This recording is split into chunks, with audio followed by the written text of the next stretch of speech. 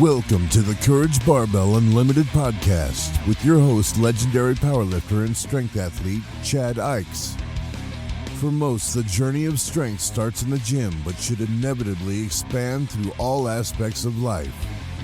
Join us as we discuss all things strength. Now, here's your host, Chad Ikes. Hey, everybody. We got a really good podcast coming up. I'm super excited for. We have AJ Roberts back, who just recently hit 1,000-pound bench, and we happened to be talking the other day, and he did one major change that had a huge impact on him. And the whole time we were texting back and forth, I'm like, oh shit, dude, this is one of those conversations that I learned so much in my powerlifting. And I asked him, I go, hey, can we stop here and like do this on record? And he luckily agreed to it. So I think I've been excited about this one like for the last couple days. And so let's get into it. So you go to the Arnold, and like, so how long has it been since you like started competing? It's been like a year, hasn't it? 2 years. 2 years. Basically after Louis passed away, I was due to go back to Columbus, Ohio to see Louis and see Luke Edwards because he was still dealing with his issues. And so I want to go back there, and I was going to go for the Arnold, and then I didn't go for the Arnold, and then Louis passed away. And it was really hard on me because in my head, I'm like, why didn't I go see Louis? And the truth is that like I hadn't trained in 6 years. So like, what do I have to offer Louis? Like me going to see Louis, like I wasn't his kid. I wasn't his son. I wasn't a friend. Like I was an athlete. Right. And, I look like, yes, you have relationships with coaches, but they move on. They have the next squad of people. And so for me, it was like, if I go back, like, what do I have to offer the gym? Like, I'm not going to train. Like, I don't train. So it's not like I'm going to go there and train. So I was like, I kept trying to like justify like, oh, I need to get in shape or I need to do this or before I go. So after he passed, of course, I said, you know what, I'm just going to go because maybe Luke won't make it, And so Laura was having the women's pro-am. She had a little tribute to Louis. So I went out to that. When I was sat there watching these women and the numbers, I hadn't followed the sport in a long time. Leah Reichman was going for 1,000-pound squat. Amber Hansen squatted 800. There was a couple other girls that squatted 800. Just phenomenal numbers, just blew me away. And the whole time I thought, man, like all Louis would have ever wanted is for me to be the strongest version of myself, right? All Louis would ever want is for me to lift. Like that's kind of like he talked a lot about guys who are older that like kind of stopped lifting. He was like, that's their death sentence, And so I was at that point mentally where I was like, I was probably in the worst mental shape I'd ever been because I hadn't done anything for 6 years. So my self-confidence, my view of my self-worth, all of that, like I was kind of searching for like how to be normal. Like, how do I be normal? And I'd try to work out. I tried to do this. I tried to do that, but I just could never stick to it. So while I was sitting there at the competition, I just realized I was like, this is like the iron bug bit me again, just like it did when I was a teenager. And I was like, this is what I need to do. I need to compete. And I was 340 pounds of pretty much Jabba the Hutt looking, because I hadn't done anything in 6 years. And we were talking just before we went on, mainly like I was probably 270. I floated between 265, 275 for a long time. Then COVID hit and I ballooned up to 340. And, I had a lot of work stress, then COVID stress, kids at home, all of that stuff, right? So while I was there, I was like, I'm going to compete again. And Rita West was there too. And she was like, hey, I have a bench meet, like invitation. I'd love for that to be your first comeback meet. And I said, sure, I'll do it. Right. And so I set the goal to be 308 so that I forced myself to lose weight to go compete, being that that's what I used to compete in. And so my goal was never to be bench only, but as I got back into training, I realized my body, I've got like injuries and things from the past that like haven't allowed me to get my squat and deadlift back. But yeah, it's been 2 years. And I set that 1,000-pound goal. Like, if I'm going to come back, what do I do? And I didn't know anything about the band shirts or anything like that at the time. So like when I started looking at the numbers, I saw all these guys benching 1,000. I'm like, what the heck? And I was like, when okay, did that become kind of more normal? Exactly. So I had a 910 bench. I was like, you know what? If I could just come back and like even be close to that, I'll be happy. And so that was the beginning of it. And I did Rita's meet and managed to bench 915. And it's just super interesting that this journey that I've been on. But yeah, the Arnold kind of, it all came together, and I actually competed in the XBC Worlds meet at the Arnold. I wasn't on any of the main stages because the format of the competitions, you and I did the Olympia, for reps, and we both got injured during that. Last year I did the Arnold last man standing, which you start at 750, you go 758, 859. You can't skip any weights. And so first of all, you got to figure out what shirts you're going to use, because the shirt you bench, but shirt I benched 1,000, and there's no way I could touch for 750. So that was a challenge. But I got injured in that as well, right? Like it's just a lot of reps with a lot of weight. So this year I was like, I really just want to compete in a regular competition, and luckily the XBC is there, and they do an amazing job. Danny Daig's really honed that over the. I think he's been doing it for 10 years now. So he's really got that down. It was a great environment, and everything came together, So I almost forgot, because my shoulders finally healed up. I forgot that I got hurt. Like, injuries are just part of it to me. I don't even really give them much thought anymore. Yeah. So that's what we were talking about, is how it came together. So you opened with, what did you open with? Open with 880. So my whole career, I've always tried to open between, I go off percentage. So I usually, whatever I want to hit at the competition, I'll open at 87.5% of that. Then I'll go to 93, 95%. Then I'll go to the 100, right? And usually I know kind of roughly what that 100% is based on my training. So it's not like I'm just like throwing a random number out there and being like, that's what I'm going to do. It's like what I actually think I can get. And so I opened at 880, and then the weight came up so fast that I got red lights, and I couldn't understand why. But what happened was my shoulders, like I literally lifted off the bench and came back down. So my arms never bent, but the barbell did go up and down because of the acceleration. So I benched up and my shoulders come up and I go back down. And so I don't know technically if that should have been red lights, but from a judging standpoint, they probably couldn't tell. They saw the barbell go up and down. So I wasn't going to argue with anybody. I just went back and said, okay, what do I do? Well, I knew that if I got 880, I would win. And so that's like twofold of competing, right? There's PRs, there's, lifetime goals that you've set, and then there's just winning. Yeah. And so I'm like, you know what, let's get winning out of the way first, right? Like looking at what everybody else is doing, everybody else was open around 800. So I said, okay, they might go for 9, but like, if I get 880, I got a good shot at just winning. Plus I have this like thought process that the last thing you want to do is struggle with a lift, right? And so missing and then jumping, like, what if I had done the same thing with the next weight, right? Like, I didn't really know what the issue was. I was like, okay, like I know I could do 880 easy all day long. So let's just go again. Let's slow it down instead of like slamming it up. Let's just, push and lock it and hold it. So that's what I did. And then that decision came, okay, like, what do you do next? And so I knew I could get a PR, and that I was thinking between 940, 950. Based on my training going into the competition, like I legitimately was not doing the Arnold 2 weeks out. I didn't have a plane ticket. Luke had said I could stay with him. So I knew that if I wanted to go, I had somewhere to stay. I'd already paid the entry fee a long time ago. So like I was going to eat that. But in training, why were you thinking you weren't going to do it? So after my last competition, it took until the beginning of the year, so after Christmas, for me to feel healthy again. So I haven't had a lot of shirt sessions going into this. And what I found is that I can only go in my shirt about every 10 to 14 days. So I can't go weekly in the shirt. So with that schedule, it's basically I go every 2 weeks in the shirt, right?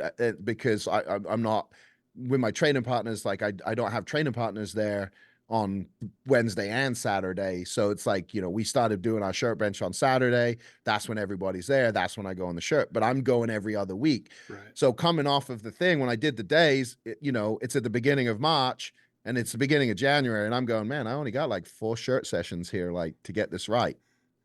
So, I got a coffin bench, like 3 weeks out from 3 weeks out from the Arnold. And I spent before I started training, I wanted to use it. So I tried to change the pad out on the bench.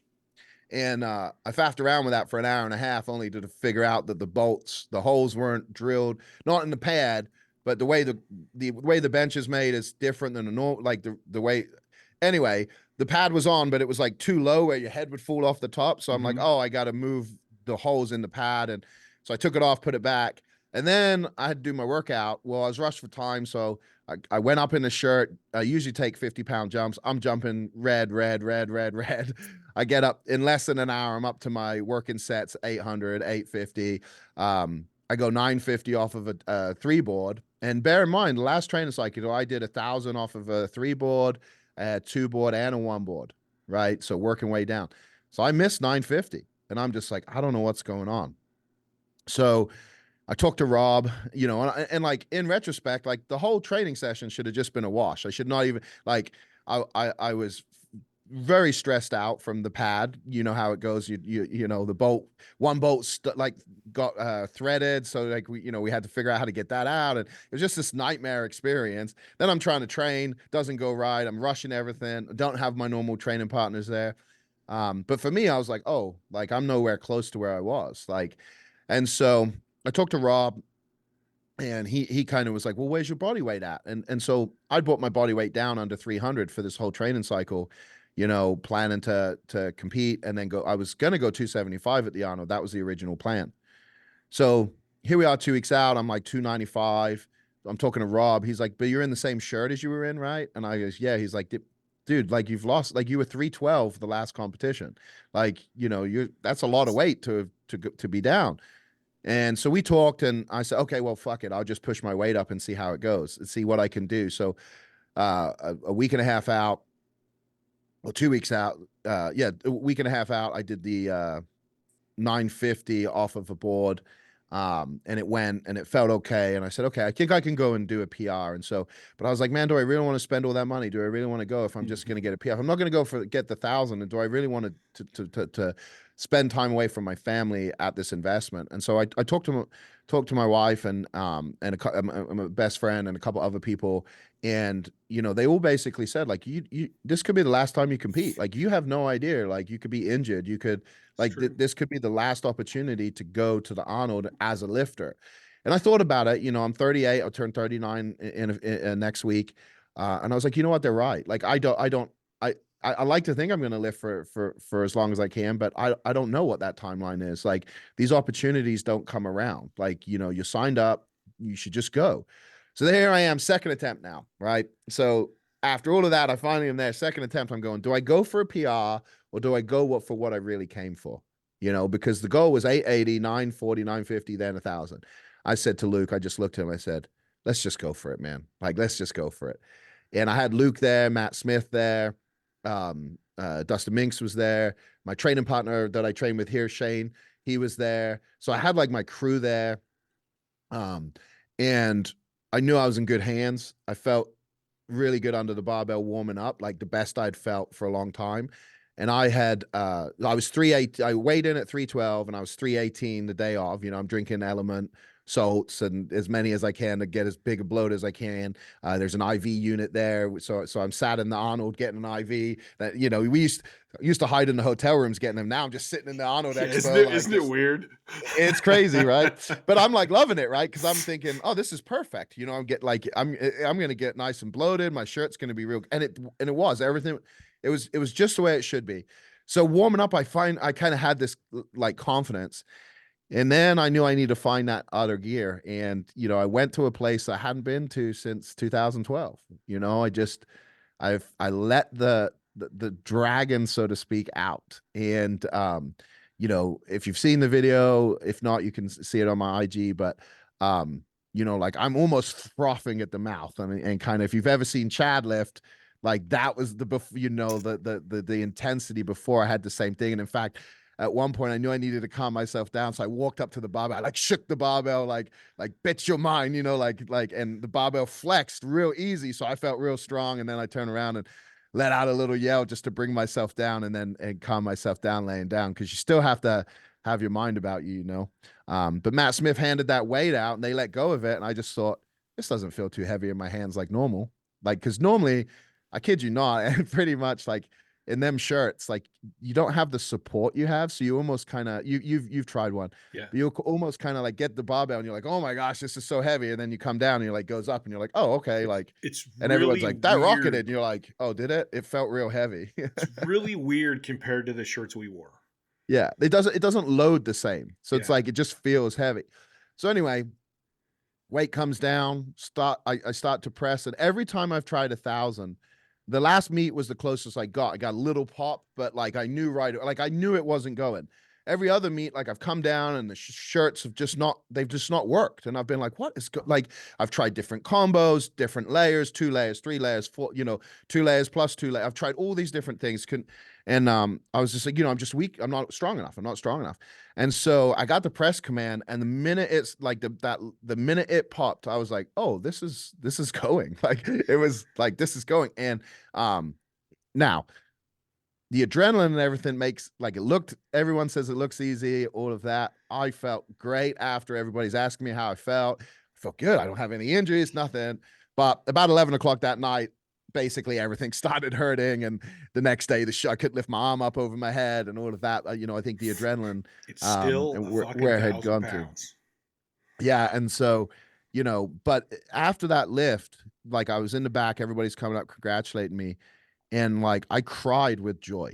And I've never ever shed a tear in my entire powerlifting career. Not even when I broke the world record, right? It's just part of this is what I do. And I cried with joy because like for me, and I just said the words, I did it. Like I did it. Like I can be done. Like not saying I'm gonna be done, but I can be done. Like for me, it's like I proved what I needed to prove to myself. And I've been working with Jay and Blakely a little bit on just like trying to understand like why I needed this comeback and what it means to me and who I am and things like that. And it's just interesting that like, normally your life is full of heroes' journeys and you complete it and you move on. And, I think I did a pretty good job with the hero's journey in powerlifting, getting to the top and walking away and doing good in business. But, here I am starting on this thing again. And it's like, I just knew I missed something. And, to be able to go back and go through everything I've gone through to get to where it was and really prove to myself, like, I not only have it inside of me, but I also know what I'm talking about and like can train myself and understand what it takes. It was just overwhelming almost at the end of that lift to be like, the fuck, I just did this. Like, and I did it in like record time compared to because I said I wanted to do it before I was 40. Yeah. And I did it a year in advance. So it's still something that I'm like, for the first time, I don't celebrate a lot of victories. But for the first time ever, I'm like so happy about it. Like it's odd. It's just like it's like fulfilling, It's not odd to me. Maybe that's what you were missing. Yeah. Is that you didn't ever celebrate it. Yeah. So you were just so focused on what's next that you didn't enjoy it. And this time you got to enjoy it. Yeah. Well, and it's funny because my one wife wasn't there, but she was watching on the live stream, and she's like, "Man, that went up so easy, 1,100." And I'm just like, "Shh, like you cannot say that to me. Like like do not encourage this, So, it's just fat, like and then that's just like she's a professional strongman. It's just in our nature, It's just in our nature. It is going and who knows? I'm not saying I'm not, but I'm definitely gonna like drop some body weight and all of that. But yeah, I think for me, like I mentioned this on the Table Talk podcast I did with Dave Tate. For me, like the difference now is like I've enjoyed the journey. You know what I mean? Like I was always focused on the end goal. Like it was like I was focused on the numbers. And this time I was just focused on training. And like it's so different now. We've talked a lot off air about, our bodies and how they're different and auto regulation and how it's like you're not waiting on the muscles to recover, you're waiting on the CNS, the joints, no matter what people say about CNS fatigue, unless you lift heavy weights, you shut up because I don't care what the science says. Like there is like your body is run down, I don't care what you say, and it's not muscular, it is nervous system, it is this, it is that. So yeah, like it's one of those things where it's like I actually like you said, I think what I was missing was like the actual enjoyability of the sport. right? And I think that's why I checked out for so long and wasn't involved and wasn't around the sport, was because like I missed that side of it, right? I was just an athlete competing like in a sport. Like I now love this sport. And it's like I see, see myself as that 60 year, like I judged no, I emceed a meet a couple weeks ago, and there was a 68-year-old lifted, and I just thought, man, that is so badass. And there was a 65-year-old, and I'm going, I hope I can still stand up when I'm 65, 68, but like I see, look, like whereas before I never saw myself a part of the sport, I never saw, a part of this world. It was like I did the powerlifting seminars for CrossFit, which I loved, and then when that came to an end, it was like, okay, I guess I'll go and into the real world. And now it's like I want to be a part of the strength world. I'm heavily involved in strongman, heavily involved in powerlifting. I just love it. And it's like these are my people. And that was one of the things at the Arnold too. It's like, I'm seeing all these people I haven't seen in forever, having conversations with people I've never talked to before, but we've conversed online. I'm like, these are my people. Like these are the people I connect with. And there's people in this sport, people like yourself, who share the same, like, desire to learn about more than just lifting weights, learn about how the mind works, how it all comes together, and the depth of our conversations. Like, I think if people saw our text message, they'd be like, these two meatheads are talking about these, quantum physics and shit like that. So I just think that it's like, it's been a whole different thing. And I think like one of the things, it's not that, if you're listening and you're like, man, I could never bench 1,000 or like whatever, like that's fine. Like, it's not about the number. And that was the difference this time. It wasn't about the number. It was just the goal I set, right? My previous best was 910. So I set 1,000. It's only a 90-pound improvement. And with these shirts, I looked at all the situations, it's kind of like if I came back on the deadlift with a Kabuki bar, I would assume I can deadlift at least what I used to deadlift. It's not apples to apples, but numbers it is, numbers on paper.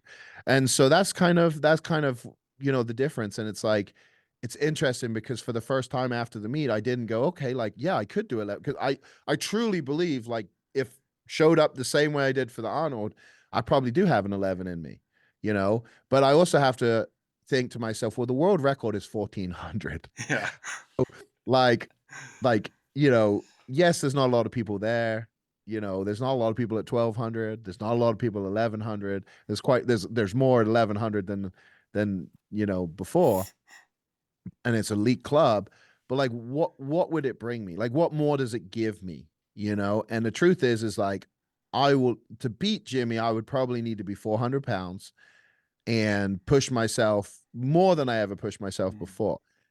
And I'm older, so my body would have to hold up. Is it doable? Possibly. Is it worth it to me? Like at this point, no. So, but it's like for the first time at the end of the meet, it wasn't a desire to go do more. And it kind of felt like I felt when I did the 12:05 and I knew that was my last full power meet. At when I, and it was time to leave Westside. Like it was that same feeling, but back then it was like, oh, I'm done. I'm out. Now it was like, oh, I'm done with this. I can focus on my lifters. I can focus on the competitions that I'm going to run. I can focus on judging and emceeing and being involved that way. And it's like, oh, I can give them, I don't need to chase this dragon anymore. If I want to, it's there, but like, let's drop to 275, maintain that for a year. And because like I have this ability to go up and down, but I don't seem to stay anywhere. So, okay, drop to 275. Let's stay in the 275 class for a year. I'll probably compete there. I do have the goal. I do want to bench 600 raw. It's been, I never chased that before. I just like decided I want to be able to do that. Because currently right now, I'm like one of two to squat 1,200, bench 1,000, deadlift over 8. Dave Hoff's the other guy. We won't mention that he did it in one meet, but so that just shows you the rarity of Dave and how good he really is. But like I'm only one or two guys to do that so far. So I would like to. I don't want to do. I'm never gonna full lift raw. I don't think my body can handle it. I think I'm gonna try to get some stem cells and stuff like that to see if I can get at least my back to where I can hold heavy weight on it. But I don't see myself chasing raw numbers, but 600 raw bench, I'm pretty close. I've done 580 in combo in the gym, bands and chains or something on the bar, down to 550 full range.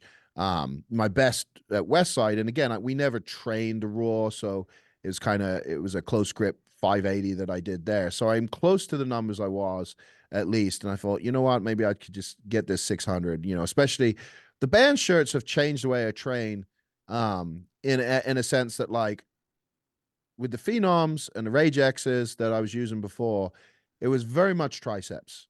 It really wasn't a lot of chest, because the way you bench, you back and go triceps. low, and it's basically front delts and triceps. You pull it back and then you lock it.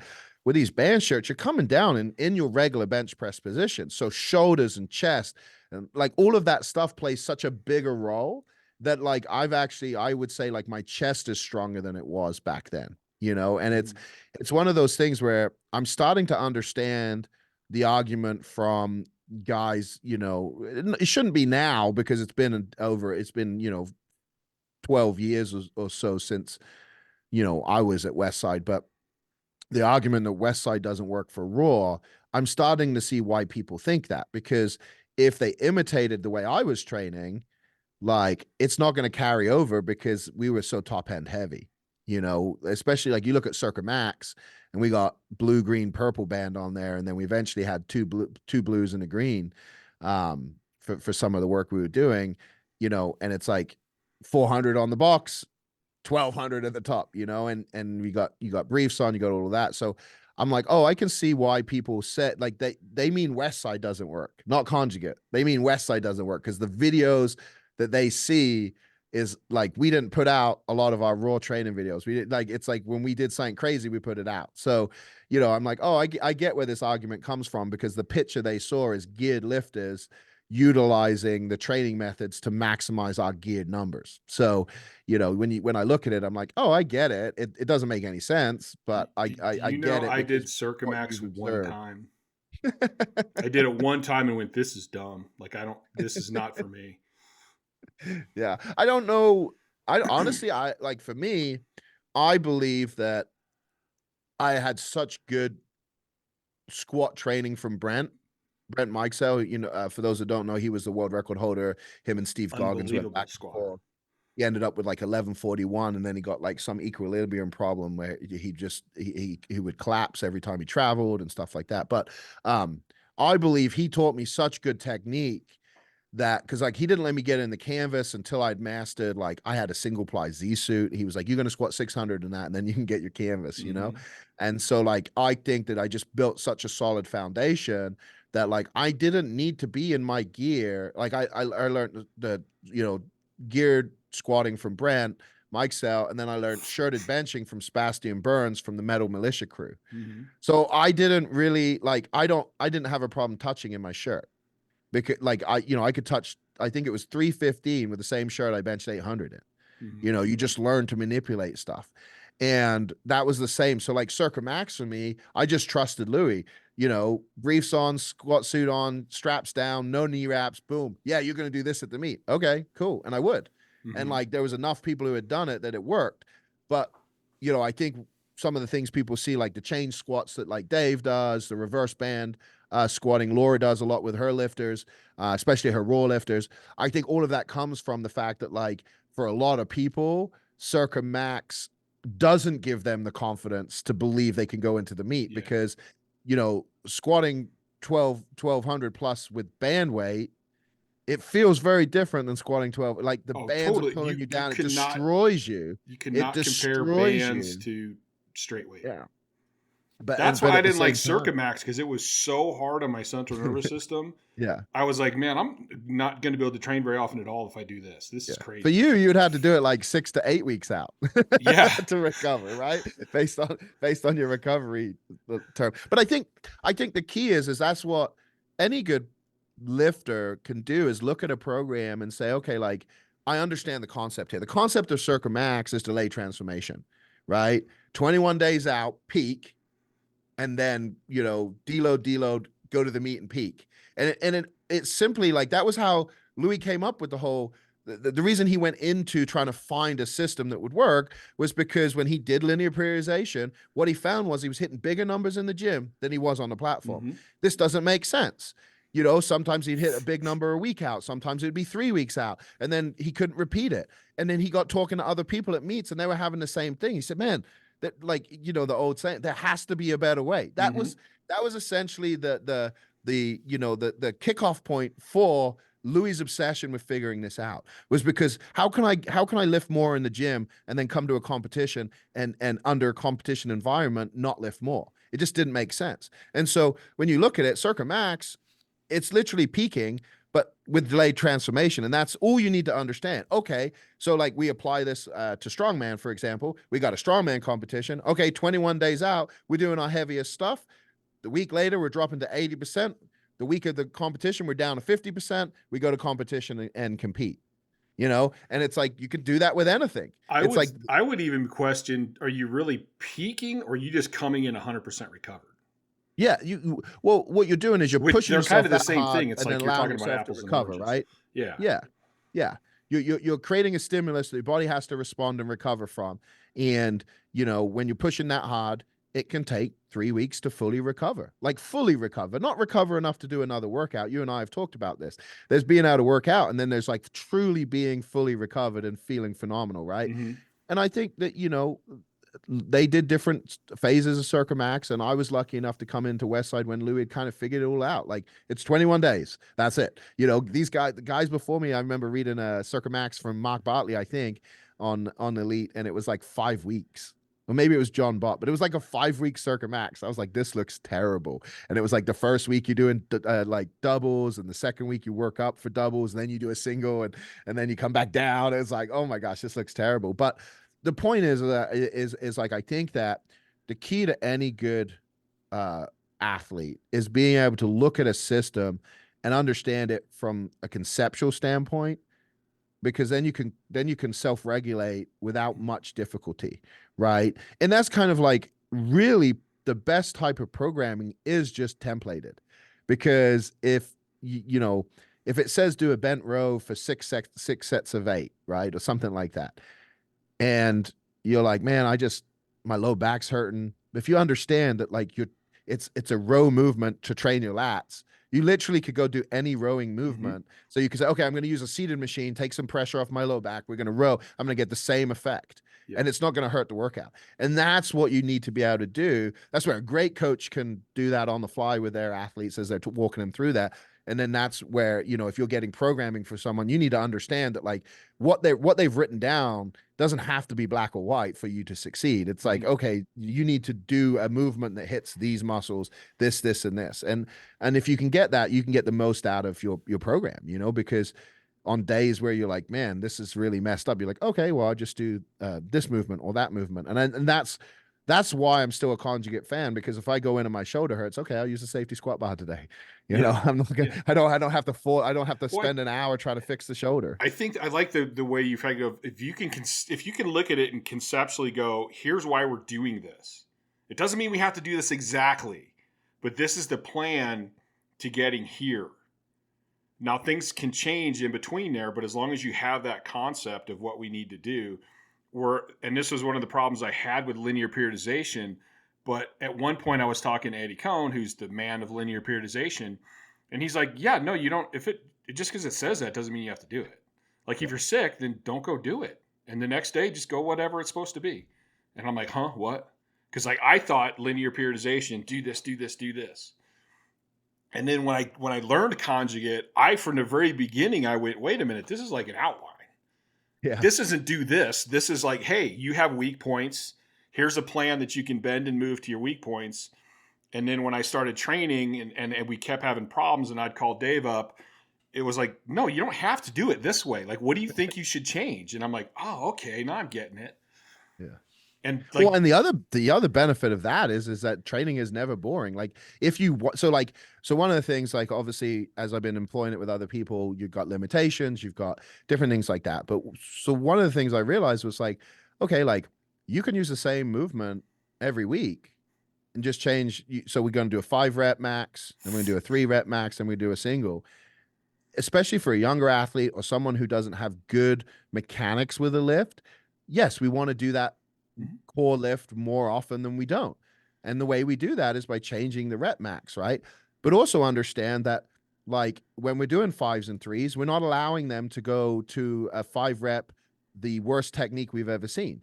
If they're at 90% and their back suddenly rounds on rep 4 and 5, well, we're shutting them down. Yeah. We may shut them down on rep 4 and say rack it. Because at the end of the day, it's like, and I can't remember. I just heard someone say this, but when I was at Westside, you were in a pissing contest with your training partners. Mhm. So you weren't only trying to max out, you're trying to beat your training partners, and you push yourself beyond the limits, right? Yes. That's a rare environment. And I'm not sure if it's necessary for strength gains, right? It's necessary for mindset, it's necessary for the environment, but is it necessary for gaining strength? And based on what I've seen, with as many examples that we have of people training submaximally, repetition work, all of that kind of stuff, the answer. So we had a little technical difficulty there, but we're back. So we were kind of talking about like running conjugate and how it's an outline, which is totally, I think that's the best way to look at it. And even it's funny because when I was lifting, we hardly ever went full raw, but I had benched over 600. I was having an issue with my squat, so like just in my briefs, I could squat 9. Put my belt on, I could do 1,000. Scott would go with his same wide ass raw stance. Every now and then we'd go heavy raw, and he'd squat 8.5. I'm like, so I don't know why people say conjugate doesn't work for raw lifting. I mean, I squatted before my 12. I squatted 850 raw. I done 900 for 3 and just briefs, like with the Cambridge bar. I got videos of Greg Panora benching, close grip on the smooth 580. Yeah, there was actually a 242. bunch of benchers. Like Halbert was crazy raw. There's a bunch of guys. Like I don't know where people go, oh, you can't do raw. I think what it is that they think that you're just gonna, like, oh, if you were that strong, you would just go do a raw meet. And the reality is, it's like, no, we're not. It takes time Yeah. to go from one discipline to the other. Oh, to be the best at raw, you'd have to train raw. Exactly. And like for which is another point of like, well, look, these guys are hitting huge raw numbers, and it was like a whim to do raw that day. So I understand now more than ever what because Louis always harped on us that we train too much in our gear. And I was like, we're only in our shirt once every 3 weeks. What are you talking about? And now that the band shirts don't support you in the same way, like they give you more rebound, but they don't support you the way they did before. You're very much exposed, especially the shoulders. Like he used to talk about how we weren't able to lower heavy weights raw, like, and he would talk about how like our JM presses, like, he'd seen, 495 for a JM press, and I mean, we did max effort JM press one day. I think the most anybody got was like 420 or something like that, 25, something like that. But which is still crazy. He would say all these things about how weak we were raw. And what I've come to realize now is, like, when we go back and we look at Kenny and we look at Dave and we look at those guys that trained like 90s, early 2000s, like they were still only putting their gear on like before a meet. So like their strength levels, like raw, were a lot either similar to ours or higher. And so what Louis was getting at was, like, based on where our gear numbers were, like, your raw numbers are not adding up, because I've seen Kenny do this raw. I've seen George do this raw, and then here we are benching, more than them in the shirt, but like raw, we can't handle things that he'd seen them do. And so at the time, it didn't make a lot of sense to me, because I'm like, well, we're PRing. Like, what are you talking about? Like, we're taking names off the board. We're doing this, we're doing that. And, because we specialized in top end strength, so to speak. Yeah. But now that I need more raw strength in that band shirt, at least for stability, like, I'm doing a lot of the stuff he talked about, because it's like, oh, like, now I get what you're talking about, like lowering weights, doing these things. Like, it's all, like, I have more understanding of time under tension and like things like that. And it's like, oh, like, you talked a lot about this stuff. We just ignored you, because it was like our numbers were going up. So. Well, I think there's something, like, I look back over my career and I'm like, man, when I first got into powerlifting, I had such an awesome base.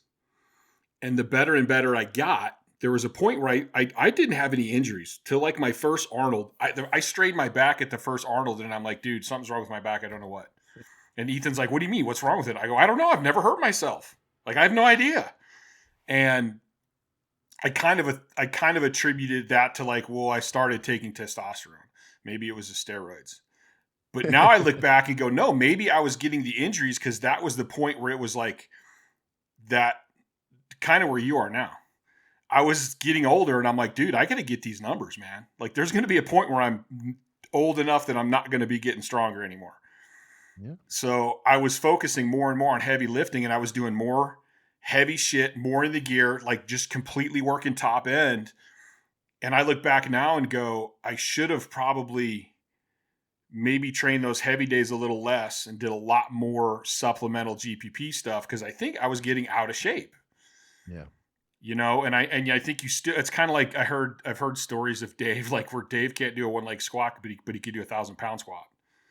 Oh yeah, I was the Like, same way. that's not good. That's not healthy. And that's probably why I was getting hurt and why shit was happening.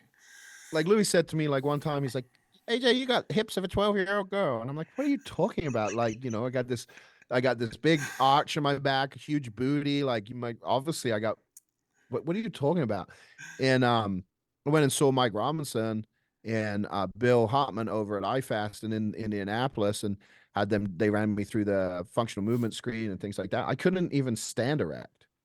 Wow. Like I could not lock my knees, my hips, and my shoulders out simultaneously. And I'd been getting red lighted for soft lockouts at meets, and I'd been getting really pissed. Well, I physically couldn't even lock it out. And so I think like one of the things I heard Vincent D'Annunzio talking about recently on a table talk he did with Dave was he was talking about how like when you're young, like every training session you go in balls to the wall. And then when you're older, it's basically like every training session is to get you ready for that one training session a month that you can go balls to the wall. And that was the same with Louis. Like Louis, when he was healthy, he would train with us. It was phenomenal. Like I got so much footage of Louis training, more than I remembered.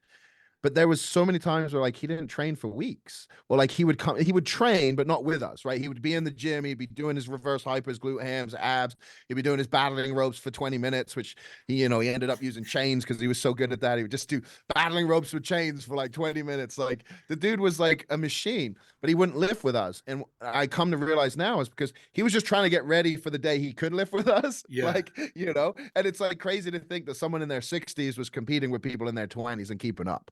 But he was doing all that base stuff to keep that base strength. And so he was building his base in between. And I think one of the things I think I've talked about it with you, but like sometimes I'm thinking like, is it that I'm this out of, like, am I that out of powerlifting shape, right? Where my body just can't handle the workload, or am I just old and like, this is just the new reality? And so I am doing a lot more base building, a lot more things like that. And I think that, to your point, the reason it's so important is if you are a beginner doing conjugate, you don't need to not do conjugate to build a base. You just need to understand that like you need to drag sleds, like you need to do repetition work, like you need to treat accessories differently than you would if you were a top powerlifter, right? Like you're not just targeting a weakness. No, okay, like how do we get more bang for the buck here? So we're not going to do a very specific lat exercise. No, you're going to do pull-ups, right? You're going to get good at pull-ups. And if you're not good at pull-ups, we're going to use assistance and stuff like that. And so I think that these are the things that like are very important. And I think it doesn't matter what program you do, you need to have that philosophy. And I remember seeing like Brian Siders, Brian Siders was a super heavyweight lifter, competed in IPF, so drug tested. Look at the volume he was doing. I was like, this is insane.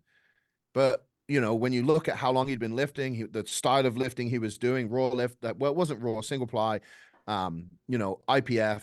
It's like, well, of course he'd have this much volume, right? It's base building. It's like, and it's different. And it's interesting because I hear a lot of people say how come powerlifters don't look like lift weights anymore?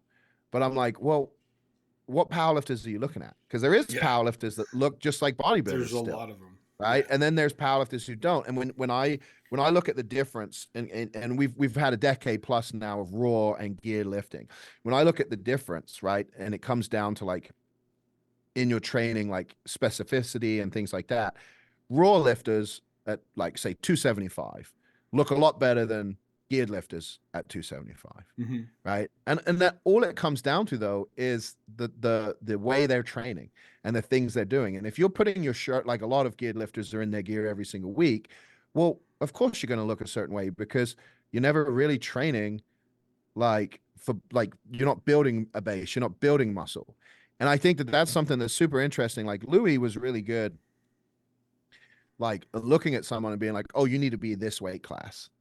And powerlifting now, and I get for a lot of people, it's still a hobby. It's fun. Like it's not something they're willing to give their life to. And that's completely okay. But like the amount of times I've seen lifters, I've been in now for a couple of years and I've seen lifters multiple times competing in competition as a judge. And, they need to gain probably 50, 60 pounds to optimize their structure. Mm-hmm. And they don't, right? They just don't do it. And so it's different in that sense that it's like a lot of people, they're limiting themselves because of whatever reason, right? They probably have a good reason for staying at that weight or whatever. But like back when powerlifting didn't have social media, so to speak, like people just cared about being stronger.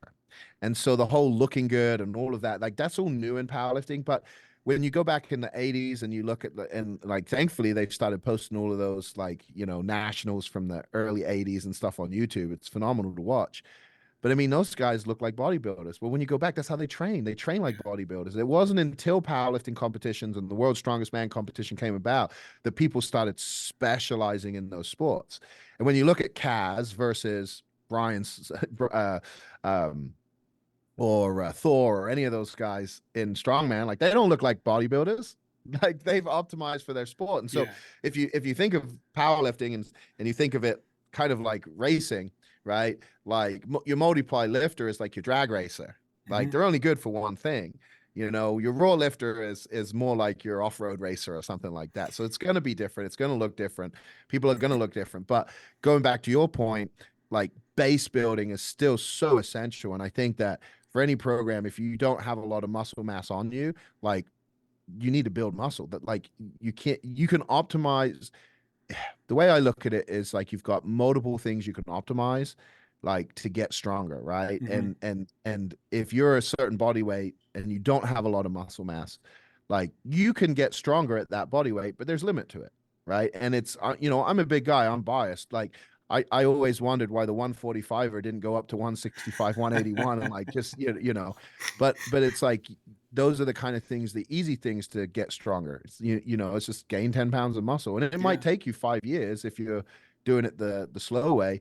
But it's like, that's going to help you more than anything. And that's going to come from thinking differently about your training, your accessories and your things like that. And, spending time in the gym. It doesn't matter. It doesn't matter what socks you got on. I think there's more crossover than we think though, between like a geared lifter and a raw lifter. And like, I think there's more crossover.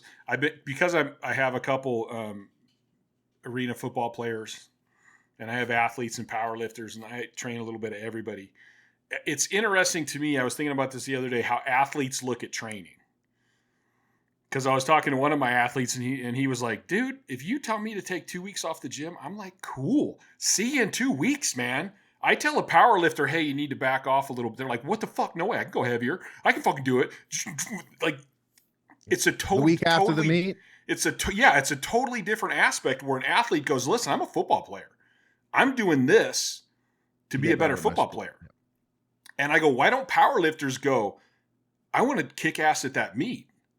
I'm only in the gym because I want to kick ass at the meet. But instead, the gym becomes like, that's more what they want to do than the meet, which is fine too. If you tell me, hey, listen, I like going and beating the crap out of myself every single day, I will give you programs that will kick your fucking ass every day. That's what you want. I think that's why, and it's difficult to understand, but I think that's why we do see so many people without a training crew or without training partners, because they aren't competing for the reasons that we were competing for, right? Like to them, this is like a part of their life. It's a lifestyle. Mm-hmm. And they compete just for personal reasons. They want to see progress. They want to push themselves. but it is more about being in the gym. And it's really more of a holistic, healthy relationship with weightlifting, right? Like they're not in there killing themselves. Like, they don't, if they do the main movement and they run out of time, they go home and they don't think about the accessories. They don't try to make them up later or come in the next day. And I think it's very difficult to understand. But I think that, to your point, with the carryover, I would guess that if you took the top raw lifters and put them in gear, they would do better quicker than if you took the top gear lifters and made them raw right now. But barring a few, there is some real strong guys out there. And I think what you'll find is, depending on how someone trains, if they train in their gear all the time, they're going to have a really hard time to take it off. If they still train like raw, even if they're doing linear periodization, it's the majority of their training is raw, and then they put the gear on as they get closer to the meet and things like that, they're going to be good. Same as like if someone has a big raw deadlift, they're probably strong. Like you can't take that away, right? So depending on like the way someone trains, I think like, and the reason I say I think the raw guys would have an easier time crossing over a little bit, is because I think they wouldn't, like for a lot of them, they have this amazing base and all they have to do is figure out the gear. Which, now quite honestly, if you have good technique, you're going to go into gear fairly easily. Yeah, and for some of them to maximize the gear, there's a lot they're going to have to learn. If they're not using a band shirt, if they're using a multiply shirt, there's a lot they got to learn, right? So that learning curve may be a little bigger than I'm imagining. But if you've been in your gear all the time, if you're in your gear every single week, and all of a sudden you're taking it off, I think it takes you a lot longer to build the bottom end strength, because if you give anyone a slinger, right? Let's give them a slingshot. They usually bench more immediately. They don't have to learn anything, right?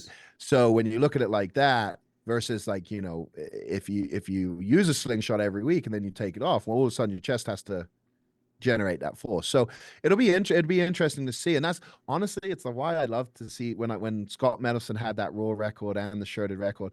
I loved it. I love seeing that. Like I love seeing when Brandon Lilly was doing raw and Greg was doing raw and Matt Wenham was doing raw. Like I love it because it's like it's proof that like the best of the best, and I believe the best of the best regardless. Like the best will any be the multiply best. lifter decided to go raw and they were a top 10 lifter, they would probably be a top 10 lifter raw after a year or two.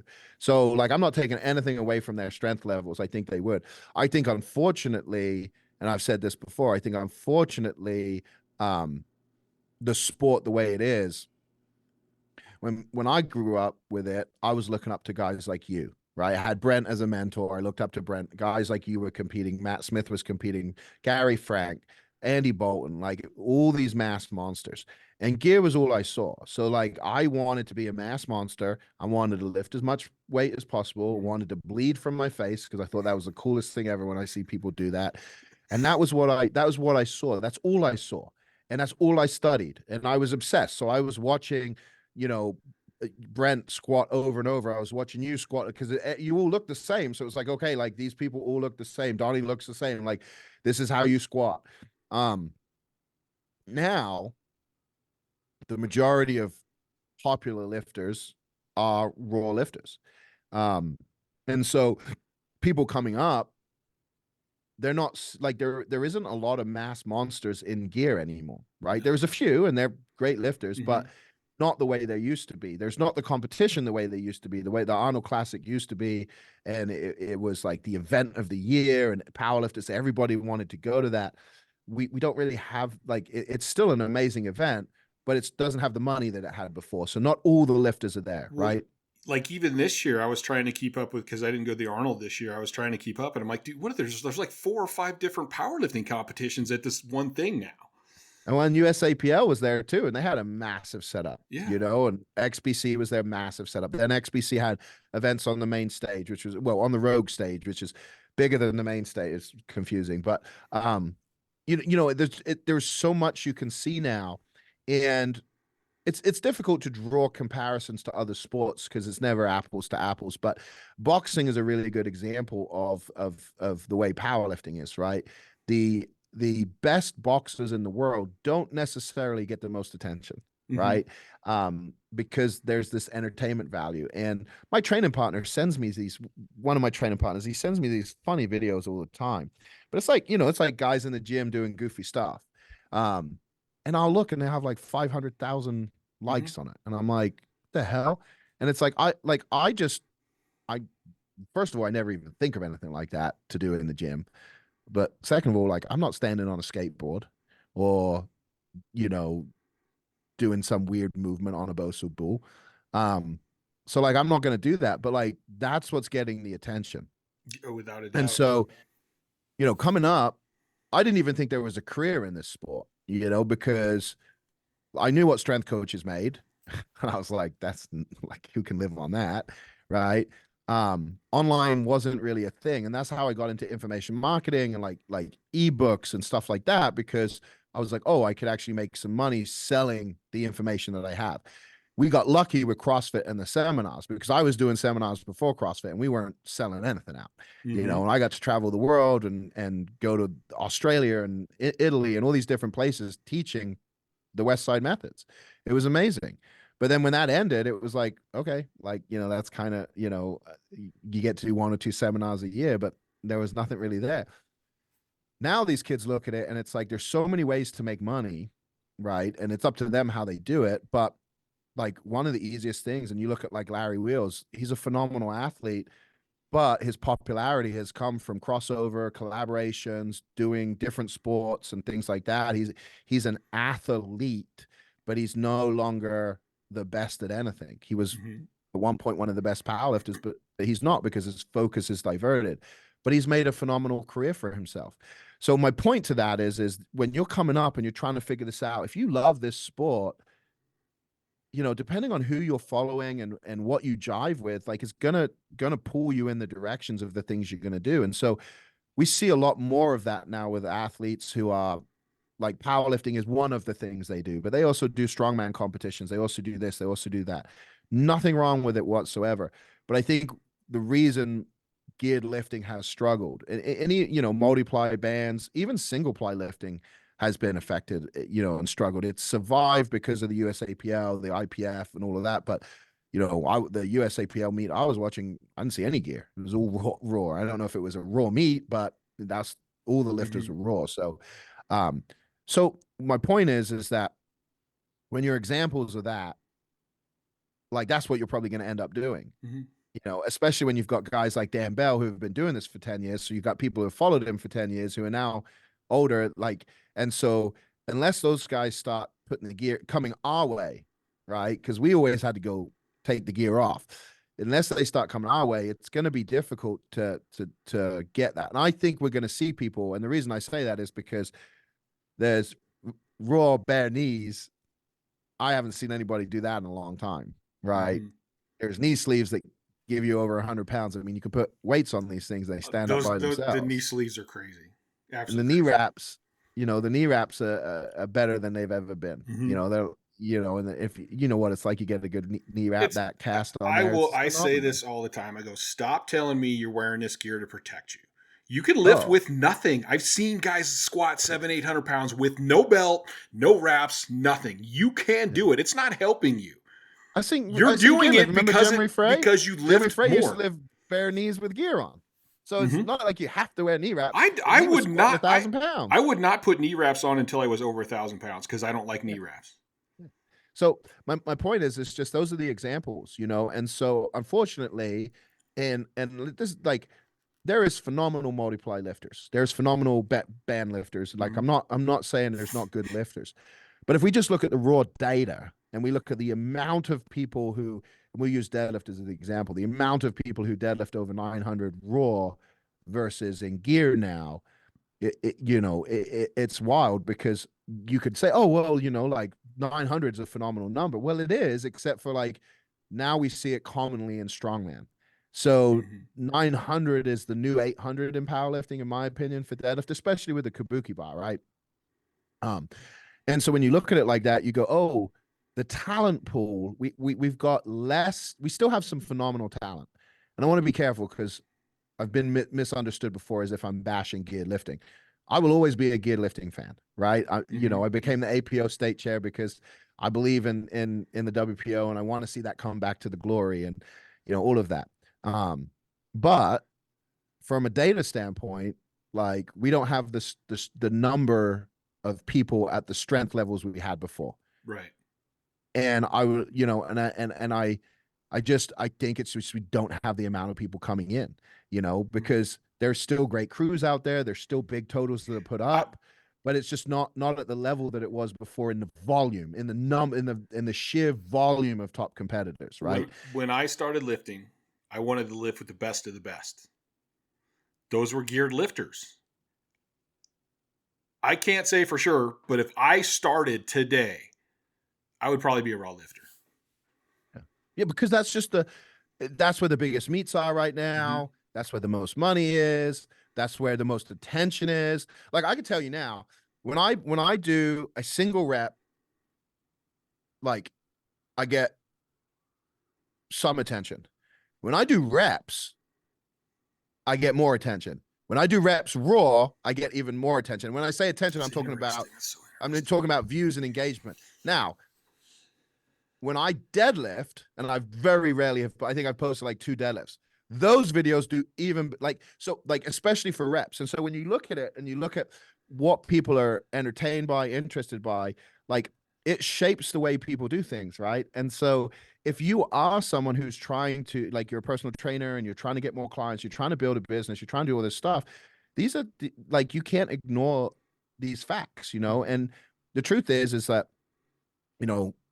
I haven't said my meat's geared meat. My meat is for everybody. I'm focusing on the geared lifters, making sure I got the monoliths, making sure I got squat bars, making sure I got everything for the geared lifters. And last I looked was about a week ago. I got to look at updated lists, but the majority of people, I only had 1 raw registered out of a dozen people. So I was very pumped on that, right? But the meets I go to, they all allow geared lifters to lift. And I've seen a couple of people in bench shirts. I have yet to see anybody do full power out here on the West Coast at any of the meets I've been involved with. And every federation I've helped with allows you to wear all the gear you want. Mm-hmm. They actually, the WRPF, which is raw, their name is raw, world, they allow the band shirt, so you can go compete in these things. There's just not a lot of people, trying to build a crew and get geared lifters together. There's not a lot of people within driving distance who can be consistent. And so it's just super interesting because I think it's one of those things, and I'm okay with it being a fringe sport. It's not about trying to turn it into something it isn't, but like, I think there's a lot of freaks out there that are missing out and that are putting up massive numbers that I would just love to see them put up some crazy numbers. Oh, I just want to see what the human body's capable of. Like if you put Dan Bell in gear, like what would he do? He's so big and he's so strong. Yeah. And that's the thing. And it's like Julius Maddox. Could you imagine what he could do in a shirt? Yeah, just to see him throw on a band shirt would be crazy. Yeah. But I honestly think for those guys, either they're content doing what they're doing, or they generally just look at geared lifting and go, I don't really understand. I don't want to do anything that's not but me. It's no different than a guy like me who, like, people like, well, you need to go do a raw meet, get your 600 or do this. And I went, no, I don't care. I compete in the WPO. Exactly. We have that feeling, right? We have that feeling the other way. We're like, I'm not going to, so I maybe they feel the same, but like I have legitimately said, like when someone said like, why didn't you ever try to bench 800 at Westside? And I'm like, well, I heard a story, Matt Wennon and George Halbert meeting up to challenge each other for a 600-pound bench, and George tore his pec. I said, I don't want to tear my pec. And that was like my whole justification was that like 2 guys that were former Westside guys. I think George was still training there on Sundays. I never saw George because he was, I think, super early, like 4:30 on Sundays. But two guys that were Westside lifters that trained conjugate that basically went to do a 600 bench. One of them got hurt. I'm like, I don't want to be a guy who gets hurt. So it was like, it was never important enough. It was like, I agreed to do one meet a friend was putting on, and I'm like, well, I'll bench raw at it. Didn't really train raw at it or nothing. Didn't really train much for it, but I'm like, I'm going to go hit 556, something like that. I went in and hit 500 on 550. I tore the piss out of my pack. And to this day, my partner's like, "Oh, really smart doing that raw meat, huh?" I bet that wouldn't have torn if you had your shirt on. Feel like that. They're like, well, I'm not going to put that gear on and lift 200 pounds more than. What if I get hurt? Like I'm sure there's that level, or they just think it's ridiculous, which is they can think that, But my experience, yeah, but you know what's funny is like back in the day when the raw lifters were like, you lift more with that, and then I look at the raw lifters' knee sleeves and shit now and go, but you lift a shit ton more with those. What's the difference between a suit and those wraps? Or I've seen guys wearing thicker singlets, really, really tight, that technically aren't gear, but I'm like, that's not a regular singlet.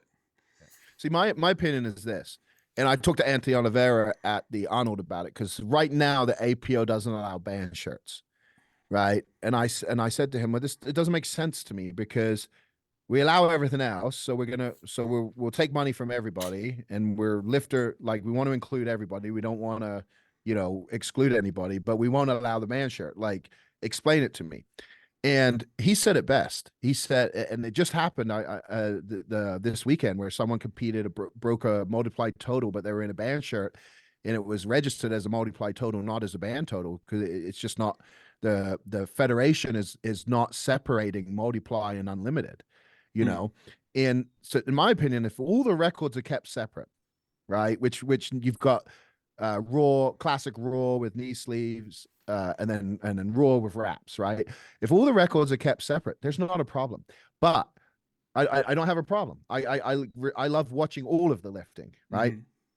I think the problem comes in, right now with multiply, where it's like some federations are saying band shirts are part of multiply versus being unlimited and having it separated. And there needs to be that separation for the integrity of the sport, because a total with a band shirt versus a total with a poly shirt, it's two totally different animals, right? Totally different animals. And so I really like the separation, but that has to be enforced. But to say that you are a bigger cheater than me, therefore your lifts are null and void, this is the argument I will never understand. Because if you only want to lift with a belt, go ahead. The belt has no rebound properties. Now, a belt does add strength. All the research that there's scientific papers on it where the belt adds strength. 100 pounds out of my belt at least. So we could get into that, but the belt has no rebound effect. So let's just say a belt is okay because it's a supportive device for safety, not for actually rebound. The minute we add anything that gives us rebound, like a wrist wrap doesn't rebound, it just locks your wrist in place. But if we wear elbow sleeves, it helps. A canvas suit doesn't stretch, so it doesn't give you rebound technically. Well, you're in the minute, but you get the concept I'm saying here, right? Yeah. So like my point is like, okay, you wear knee wraps or knee sleeves, and you get let's say we just say a blanket 100, right? I think that's a safe number. Then you put a single ply suit on, and it gives you another 50 to 100 depending on the suit. Then you get a multiply suit. Now you're getting, let's say 300. So you've got 100, 200, 300. Then you get a band shirt, and that's the 400 pounds over your roll. That's cheating. But like the single ply isn't, or is the single ply cheat? Like, at what point do you say it's too much, right? And that's kind of always been my argument, is like, hey, in racing, we have, 50cc, we have 250cc, like unlimited, like, just respect it. It's like, none of those people look at it and be like, oh, it's the same thing. I've never heard a pro stock guy go, look at that motor, he's cheating. Exactly. He's in his class. He's within the rules of his class. Yeah, there's like the 125 and 250cc in dirt bikes, which is now, because it's 4-stroke, it's whatever, 450 or whatever. But like, I don't hear those guys bitching about it. It's kept separate, because here's what I do know. When I go to meets, and I go to all sorts of meets, I've gone to tested meets, non-tested meets, I've been involved in all. So you got all these different people competing all these different ways. But you know what? The camaraderie, the support for each other, the cheering each other on, the vibe of the meet, like the energy, that is a shared experience that we all, regardless of what we're wearing, go through. Like, that's what powerlifting is. And so in essence, it's like, if we can keep that as the sport, like, it shouldn't matter how someone lifts, and I've seen it more now. Like, you've got people who have, the gyms have top raw people, top geared lifters, and they're all coexisting and they're all helping each other and pushing each other. That's the way this should be. It's not us versus them. I think It's us versus the rest of the fucking world. Yeah, I think it's like when I see, okay, I was squatting around 1,200. I'd see somebody squat 9 or 1,000. I'm like, fuck, that's huge, dude. I go, when you're in the hole, you're supporting yourself. Oh yeah. I go, the deeper I get in the hole, the more support I get. I go, that's fucking crazy, man. And then the people that I knew that lifted raw that had been in gear, like, dude, you just bench that much. That shirt tears you up. That shirt fucking crushes you. Like, that's crazy. Like, I don't understand why we can't just have appreciation for the different styles. Well, I think, and again, like, I'm probably wrong in most of what I say, right? Like, it's something I've come to realize it's right to me right now, but like, someone can say something like, oh, you know what? I never thought of it like that. So my views are just my views. They're not facts, but like, for whatever reason, humanity seems to, and we see it in religion. I'm going to use religion because it is an example. You got all these people that believe in God, but they're a different denomination or different religion. Mm-hmm. And somehow the world gets them to fight with each other. And that's how our sport is. But what's amazing too is we all love lifting heavy weights. We do it in different ways, but instead of trying to be one, we just fight with each other and or not necessarily fight with each other. I think there's less fighting, but we look down upon each other. We trash talk the other side of it. We don't want to be involved. And it's like, I've come to a place where like, no, like I love this sport. I want to be involved in all of it at all levels and help everybody. And I don't care how you lift. If you had like a winner is a winner. And I think that, I've had conversations with many of the top raw guys because I learned stuff from them. Mm-hmm. Because I figure if I get my raw bench up, my shirt bench will go up. That goes back to my crossover theory. I want to find out. Like, why can't we can still learn from each other? I mean, part of the reason I think raw numbers are so huge right now is some of the stuff that we learned during those years of being in gear. Yeah. Well, and also, I would argue that when you have a large group of people pursuing the same thing, that the needle moves a lot faster than when you don't. Mm-hmm. And so when we competed, we had a large number of people pushing multiply boundaries and records fell at a staggering pace. Mm-hmm. I mean, I was at one of the Pro-Ams one year. The Pro-Am Donnie Thompson totaled 3,000. Mm-hmm. Donnie didn't even get top 5 when it came to the formula. First man to total 3,000, didn't even make top 5. Dave Hoff won that event and gave Donnie cash that he won because he felt like Donnie deserved something. Because he just broke the all-time record, but the 3,000 barrier, like that, there was, I think there was like 9 all-time total world records broke at that meet. It was insane, right? And then not to mention the world records for the individual lifts that were broke. It was insane. That's what it was like. Well, fast forward today, we don't see that a lot of multiply. We see it a lot in raw, but again, it's the volume of lifters focused on the pursuit of the numbers. We hadn't seen a raw record get broken in 20 years until Stan Efferdin stepped up to the table. Total record. I think that's the same thing. I bring up Brent Mikesell a lot because I think first of all, the guy who leads the way, there is a more of an, I don't want to say more impressive, but there's an impressive thing about the guy who keeps going, I don't give a shit if anyone's done it. I'm going to do it. Yeah. And like I came in that time when Brent broke, I think he first broke it with like 1,052 or something.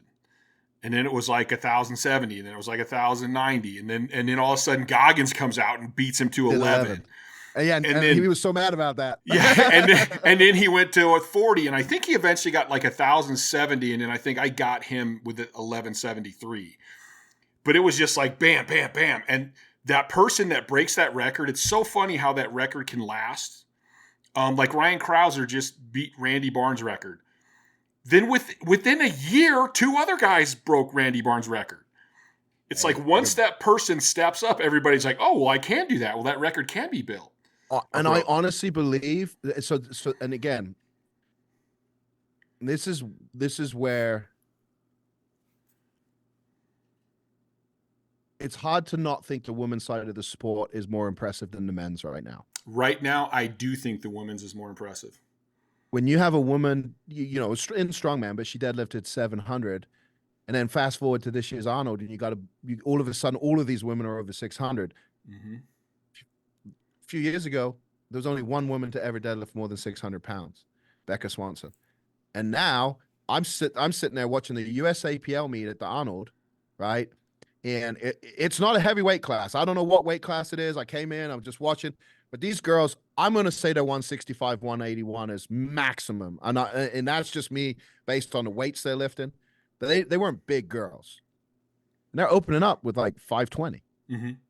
This is raw, drug tested, and they're opening up with over 500. And it wasn't just one. It was like the whole class. And I'm sitting there going, when did it become normal for like females to deadlift 500?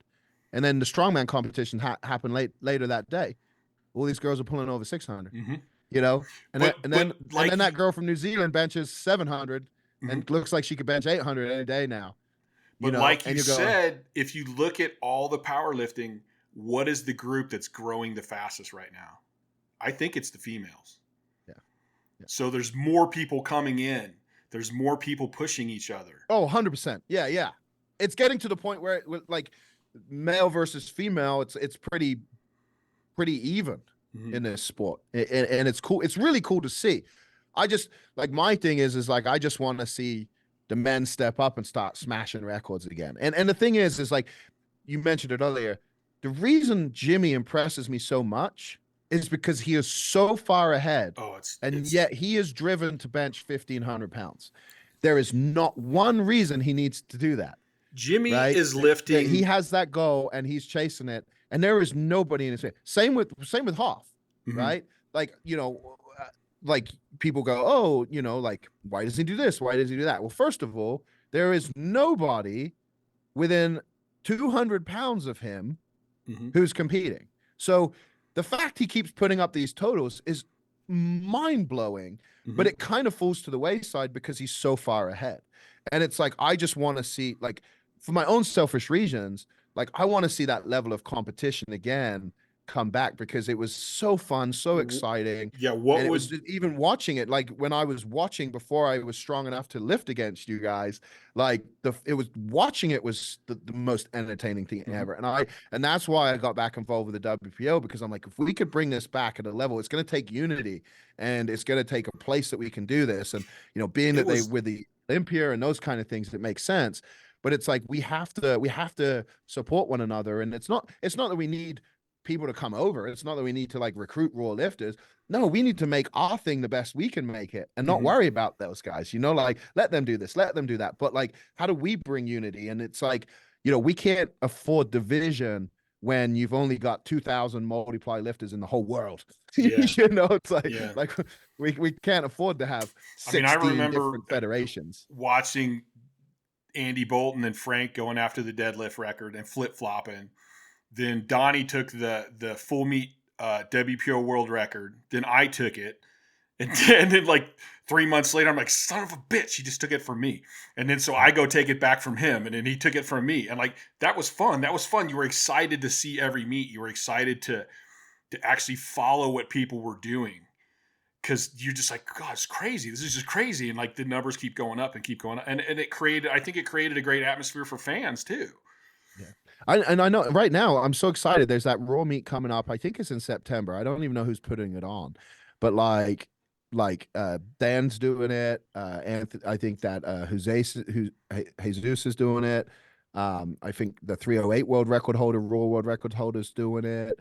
I think most of it, but there's no dots. It's biggest total wins, and I'm so excited because I respect everybody, and I've seen phenomenal things from all different weight classes, but I will always think the biggest weight on the bar is the most impressive. I remember when Jeff Lewis lifted. Jeff Lewis was they couldn't weigh him in, right? Let's just say that. So he was at least 500 because he couldn't weigh in on a scale. No, he was the dude 550 plus. But he was also like 6'6", so he was just like the biggest human you've ever seen. He was 6'5" or 6'6". I remember he held his belt up one time, but it was bigger than me. Right? Let's just like. I was 380, and I love Jeff because he's so nice. So Oh, I he was would just, yeah. I would see Jeff in the hotel, and I would go running up to him and just like slam into him. And you're like, yeah, he has some fat on him, but dude, he didn't move. Like, No, and I'm 380, and he didn't move. and my thing was, I didn't care if he weighed 600 pounds, and so he was only benching twice Mhm. squatting twice his body weight. I wanted to see him lift the craziest weights, Yeah. and it was the coolest thing ever. And Mhm. I think that, everybody loves this sport for different reasons, but I think for me, it's like seeing people push the limitations of the human body. That's what I want to see. Yeah. Like, I want to see that, and I want to see it at all levels. But for me, I'm most impressed when that weight on the bar is numbers that you've never seen before. Mhm. When I think about Jimmy having the nuts to get under 1400, Oh, I mean, did you know when no that? other Did you know human the is first is at bench that 13. he had to switch benches during that because the bench was Yeah, bending? yeah.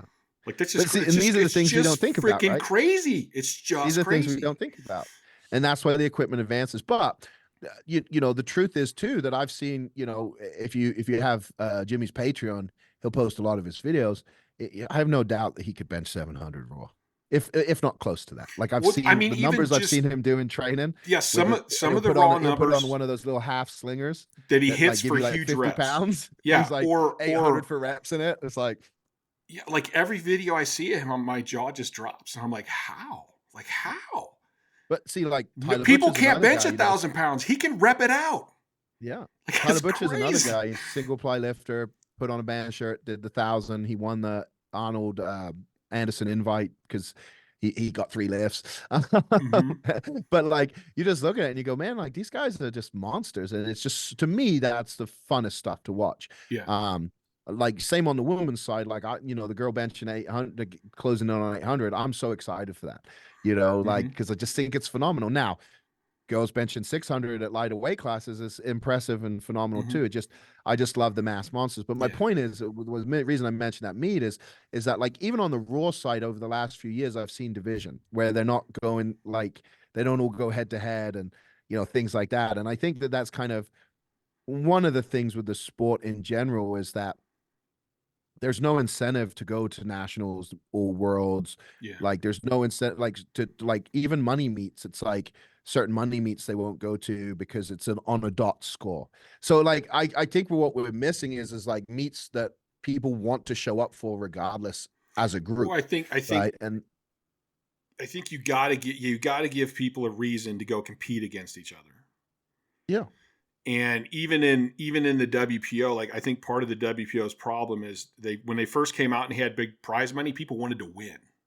yeah, Then they went to, oh, you get 1,000 for a record, and you're going to get a little bit if you win first place. So people weren't going to WPO worrying about winning. Were going to the WPO worrying about breaking records. mm, And I think you need to have people. There needs to be some prestige to winning the meet. yeah, for sure. I think that's like anything, right? Like, as I say, I draw parallels to boxing because it's like, what's the incentive to fight Jake Paul if you're a professional boxer? Well, there's not, except for you're going to make more money than you've made doing anything else. And so when you're in a sport that is limited, and your time is only there, and it's like you see people making these things, but you know it, other, like, purists get upset, and they get angry because it's like, oh, it's not real boxing, which is true. But when I look at it, like, what Jake's doing is he's building his record just like any boxer does, but instead of fighting boxers who he's going to knock out, he's fighting other famous people that he knows he can knock out to build his Mm-hmm. record. Eventually, I think he does want to fight real boxers. I think he does want a real title. But it goes to show that the where the audience is, But where the even at money is, like, that, what's the real title? Because there's multiple titles. right. But for him, I think it's like he wants. I think there is an inner. I think is as much as he's a business genius, I think there's an inner desire for him to win a belt because Mm-hmm. his brother's in WWE. Why couldn't he do so? He's choosing to go into a real sport with real danger, right? Not that the WWE doesn't have danger, but it's self-inflicted, right? Yeah. It's like, if something happens, it's usually an accident. It's not a part of the daily, right? Yeah. And I think wrestlers would probably argue with that because I know how brutal it is on them. It's like, it's easy to say, oh, it's Oh, it's fake, hard. therefore it's Yeah, not it's real. hard. So I'm not trying to say that, but what I'm getting at is like, why would you pick a real sport that you could get really hurt in, like when you don't need to? And I think it's because he just genuinely wants to, like he's trying to prove that he is a real athlete, right? Yeah. But when we look at it like that, the incentive to go for him to fight a real boxer is not really there. Just like the incentive for all these powerlifters to go to this meet or that meet isn't really there because, like you said, there's not a big prize or a big enough reason to do it, and that's kind of like when you think of like the Mountaineer Cup, why did people go to that? Was because they paid for it to be on ESPN, right? So it's like people were like, oh, I'm going to get exposure and it's going to be on TV. Like, so you might not have money, but like, is there exposure? And I think that those are the kind of things that like, I think we will see more of that. But for some reason, strength sports and even strongman, because this strongman sport's blown up. They had a stadium at the Arnold, 2,700 people inside the expo hall for the strongman, right? You have to buy separate tickets to go into that, right? But half of the field at least like work full-time jobs. Yeah. So there's this illusion that these guys are all like crushing it. But the reality is that they're well, a guy like Thor. It's a very a very few that are actually living the professional athlete lifestyle. But when you look at the sport and you look at the amount of money like goes through supplement companies, you look at the amount of money through like big box gyms, and like it's not like there's not money in the fitness industry. It's one of the core 4 industries in the entire universe, right? And so guys like Larry Wheels, who I mentioned earlier, they figured this out. They figured out that this industry is very lucrative, and they've figured a way to tap into that and to get paid for that. I hope, and Brent said this will never happen. It hasn't happened yet in the 20 years, so maybe it will never happen. But I hope that like at some way somebody comes along, or or enough money comes along where you can create this. But what I've seen is every now and again money comes along and it works for a little bit, but then as soon as the money's gone, it just crumbles and it's on to the next thing. And so unless we can create sustainability, unless we can create consistency, it's going to be very difficult to create any permanent change or control. Even from like an athlete standpoint with sponsorship, it's like you're sponsored, but it's not like you're getting any money, Well, so this goes back to something, and I thought, I'm not a union guy, but I thought, man, we need to unionize powerlifters. Because back in the day when I went to and got, like, Muscle Milk didn't come to me. I went to Cytosport and I put together a package and I did a presentation and I got sponsored, and I didn't want supplements. I'm like, no, I don't need supplements. I need money. And so I was making, I think, $12,000 a year. And then I go talk to all these other people, these other lifters. I'm the animal cage is having me, and I'm like, what are they paying you? Well, they're giving me supplements on a gym bag. I'm like, why aren't they paying you? It's animal. They're huge. I think to some extent we sell ourselves short. I think what it comes down to is that we don't. It's the best way to say this. I know I'm offending people left, right, and center today. Probably they listen back to me, this guy. But no, I think that the reason we do it is because, like,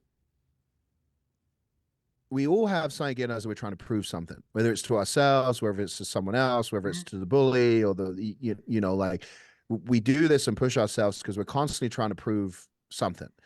And I think when we get these opportunities, we feel good that we're being recognized, right? We're being recognized, we're being seen. And these companies have never done it. They've always done as little as possible for the athlete.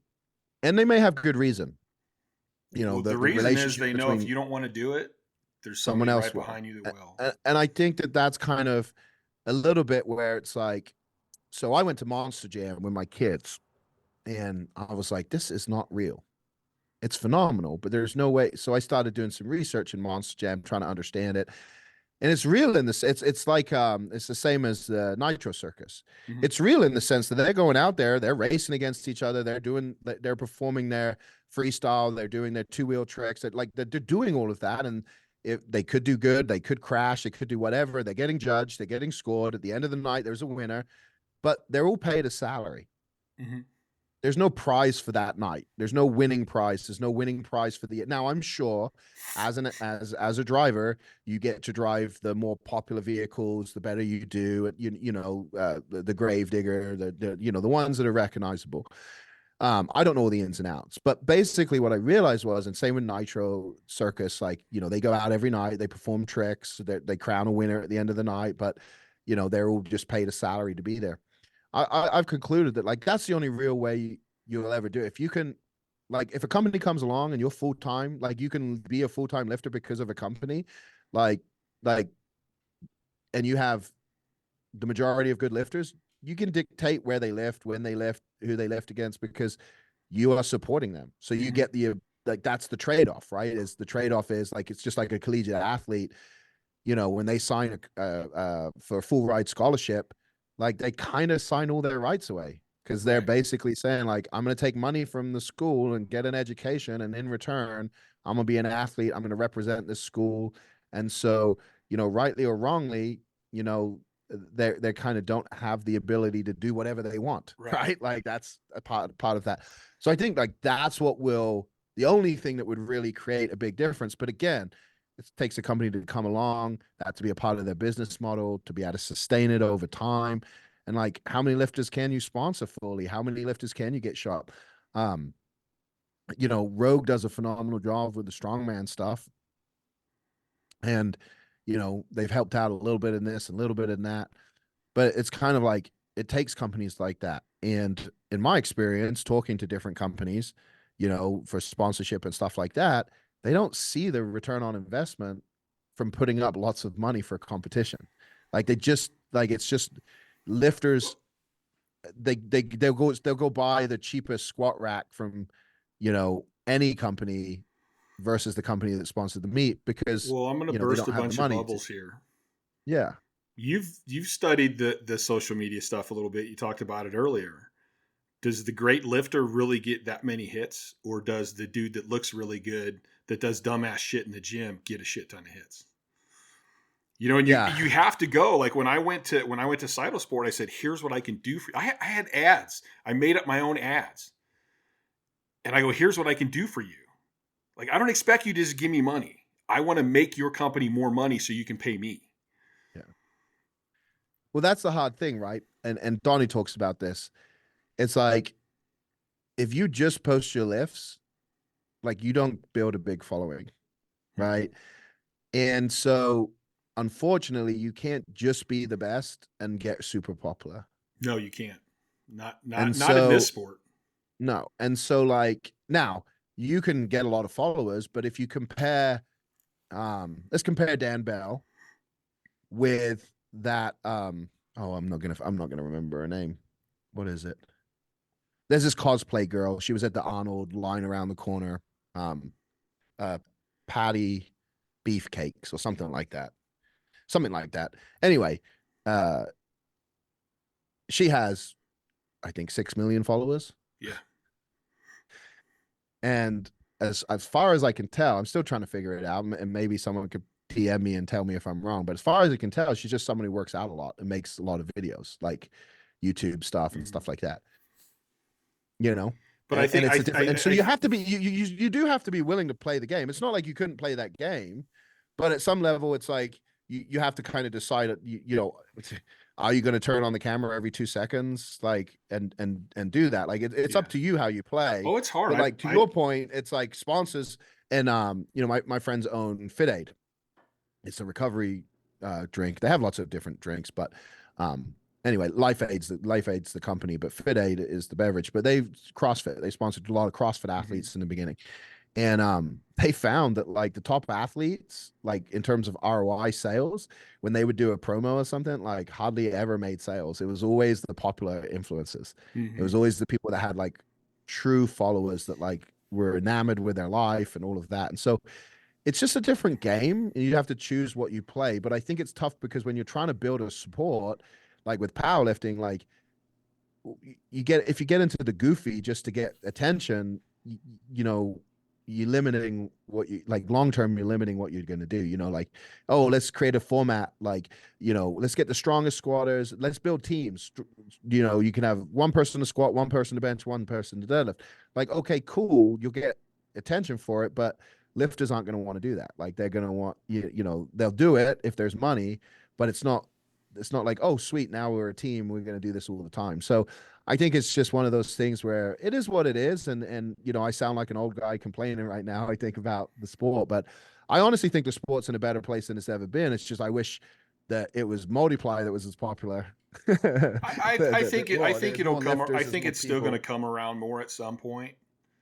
Oh, But it's going to keep growing. I mean, It's going to keep growing. it's I think it's all interesting gonna, to talk yeah. about all this stuff because I'm like, well, what if a company decided to focus on powerlifters and help build those powerlifters profiles with the Oh, company together?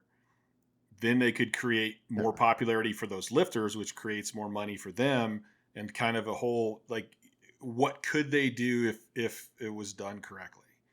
I think what it comes down to though is like you have to be a content machine. Mm-hmm. Like your personal brand. The most important thing as an athlete, I think the most important thing you can do at all is build a personal brand if you are um going to be an athlete or a coach or Yeah. something like that. It's to build a personal brand. Obviously, if you just enjoy your job and you do this for fun, there's not necessarily a reason. But you know, build your personal brand. And then when you look at how you build a personal brand, it's about creating value. It's about creating value for others. And you know, those that post 3 times a day do better than those that post once a day, who do better than those that post once every other day or every few days, do better than those that so it's volume and it's consistency. And really it comes down to, you know, building that audience. And so when these big companies have money, they're not looking at the talent of the person. They're looking at their ability to promote Mm-hmm. and the value they're going to bring, because you're essentially a salesperson for that. You're a representative. And so, you know, if you had a company that wanted to put all that time and effort in and actually, you know, build the brands for the individuals, I think it could work. And there is companies out there that are building brands for individuals, you know, who have teamed up with people doing it. The problem is that the word personal brand means personal brand. So it comes down to the individual. If they're not willing to get in front of the camera, or so like, you know, for me, I know what I need to do, but like, I don't even think about it sometimes. Like, I'll finish my workout and be like, fuck, I didn't film anything. What am I going to put on social media today? I'm like, well, so you like, ideally, I'd have a video guy there who can just film it, but that comes at a cost, right? Yes. And so all of this, when you look at the popular YouTubers, Mr. Beast is a great example, but most of these popular YouTubers, like, they'll talk about they did this for 5, 6, 7, 8 years, every day making a vlog, like nobody there, and then one day it just hits. And so See that? for the majority of people, they're just never going to put in the work. They're never going to put in the work to build that brand or that audience. And so, you know, and I'm guilty of it because, you know, I never focused on building my own brand. I've always built companies and things like that. Now I'm building the brand, and I know how slow it is. I know how hard it is, you know, and why would a company want to sponsor me with 3,500 followers on Instagram versus someone who's got 1 million just because I'm stronger than them? You Mm-hmm. know, and that's the reality. That's the harsh reality. And it's like, you know, Donnie always says that nobody gives a damn about your squat, but it's like, in reality, nobody gives a damn about you Donnie's a unless you little matter to cynical them. though. Yeah, it is, but it is true in a sense, right? Like, in the sense of, like, it gives you, like, that accolade gives you the ability to basically show that you know what you're talking Yeah. about. But you and I both know Well, I mean, it's there's many coaches out there without hardly any accolades that have done very good at building their business, because as soon as you have clients who get results, you don't need your own results. You can just leverage their results. And Mhm. so there's a lot of coaches out there who are great coaches. There's also a lot of bad coaches out there, but they themselves were never great at as an athlete. Maybe like didn't even compete. Mm-hmm. I think it's funny for me because coming into this, like, I'm a person who has to have goals. I have to have things I'm working to. And the outcome of those goals is important to me. So right now it's like, okay, I'm not lifting, but I got a lot of knowledge. I want to build that knowledge. I want to reach people, but I also want to make a living. So, I mean, like if you look at my Instagram, I have almost 4,200 posts and 7,000 followers. Like if I keep going the way I'm going, I'm going to have more posts than I have followers. And, on my podcast, this is going to be like episode 53 or something. And that doesn't count my quotes episodes. Like how long I'm to the point where I'm like, okay, I'm going to keep going, but how long does it take? I mean, I don't have a realistic goal of how long does this take? What else do I need to do? Like, how do I reach it? It's just my nature to keep going. I'll fucking figure it out. I'm going to keep working. Well, and you will. And that's, I think, like, that's the difference. This is a lot of people could take something away from just this right here. The attitude of I'm going to figure it out is why you broke records. Mm-hmm. It's why I broke records, right? Because you make a commitment. And when you make a commitment to something, you say, no matter what, we're going to figure it out. Mm-hmm. No matter the ups, no matter I'm not going to quit. I'm going to figure this out. And success, typically, in my experience, what I've seen is literally comes to people who are just willing to gut it out longer than everybody else, mm-hmm. right? Now, the truth is, for some people, it doesn't take that long for whatever reason. They get lucky. They have a friend who's already popular that shares their shit. Like, they say something that's controversial and somehow it blows up. And I'll use my training partner, Shane, as an example. He loves traditional strongman stuff. And so he makes these videos. As you shared them, he makes these history strongman videos, the history of stone lifting, the history of this, the history of that. The dude didn't have an Instagram account when I started training with him. And he routinely gets 3 million views on a video. Wow. Right? But how do we leverage that into income? Those are conversations we're having, right? But in terms of his Instagram, he's got more followers than me, like all of this stuff. And from a lifting standpoint, he's really just getting started, right? He's not putting up anything, world record level at all. So time is the only thing that people get frustrated with, because I could go see that and be like, oh, like maybe I should just make videos like that. But then it's like the monetization strategy for him is going to be very different than a personal brand, because people aren't clicking to watch him, they're clicking to watch those videos. Now, you can monetize that. There's a lot of ways to do that because the audience is interested in old man, strongman training and stuff like that, right? So you have to cater towards that, which luckily he's obsessed with that stuff. And so it's right up his alley. But my point to that is that, like, you could, just because the ocean doesn't move, just because there's no waves in the ocean doesn't mean it's not moving. And that's like the hard thing sometimes. It's like you feel like you're against this brick wall. You feel like you're pushing. And I think, like, for some people, it's like PRs are like this, right? Like you're pushing under the barbell and you go to the meet and you miss. And you're like, what the fuck? And then you go to the next meet and you miss again. I remember my first 1,000-pound squat. I think it was like 5 or 6 meets, and I went down and up with it a bunch of times, but red lights for depth, red lights for this, you stumbled at the top. It's like, oh my gosh. And you just keep coming back to it, knowing that it's like the work will pay off. It's so frustrating in the moment because you see, I've seen kids who, start training, boom, they're hitting numbers that other people took 10 years to get to, and it's just, that's the way of the world. Some people, it's easier than others, but the common denominator is that those who continue to work towards it, continue to figure it out, they always seem to end up in the same place. It just might take them longer. I think that's with all my guests. I always try to talk about, especially the first time they're on, like, how long have they been doing this? Because I think people completely miss the concept. And I know I had Wenning on, and Wenning got stuck at a 500-pound bench for years. When JM was on, he talked about getting stuck at certain weights for years. And like, I know people are like, I'm going to put 200 pounds on my bench the first year. I'm like, all right, dude, you need to readjust your goals a little bit, because what you're thinking doesn't happen. I mean, but like you said, it might happen for some people. Well, it depends, right? Like, if they say they want to add 200 pounds and you go, okay, you're going to gain 100 pounds of body weight.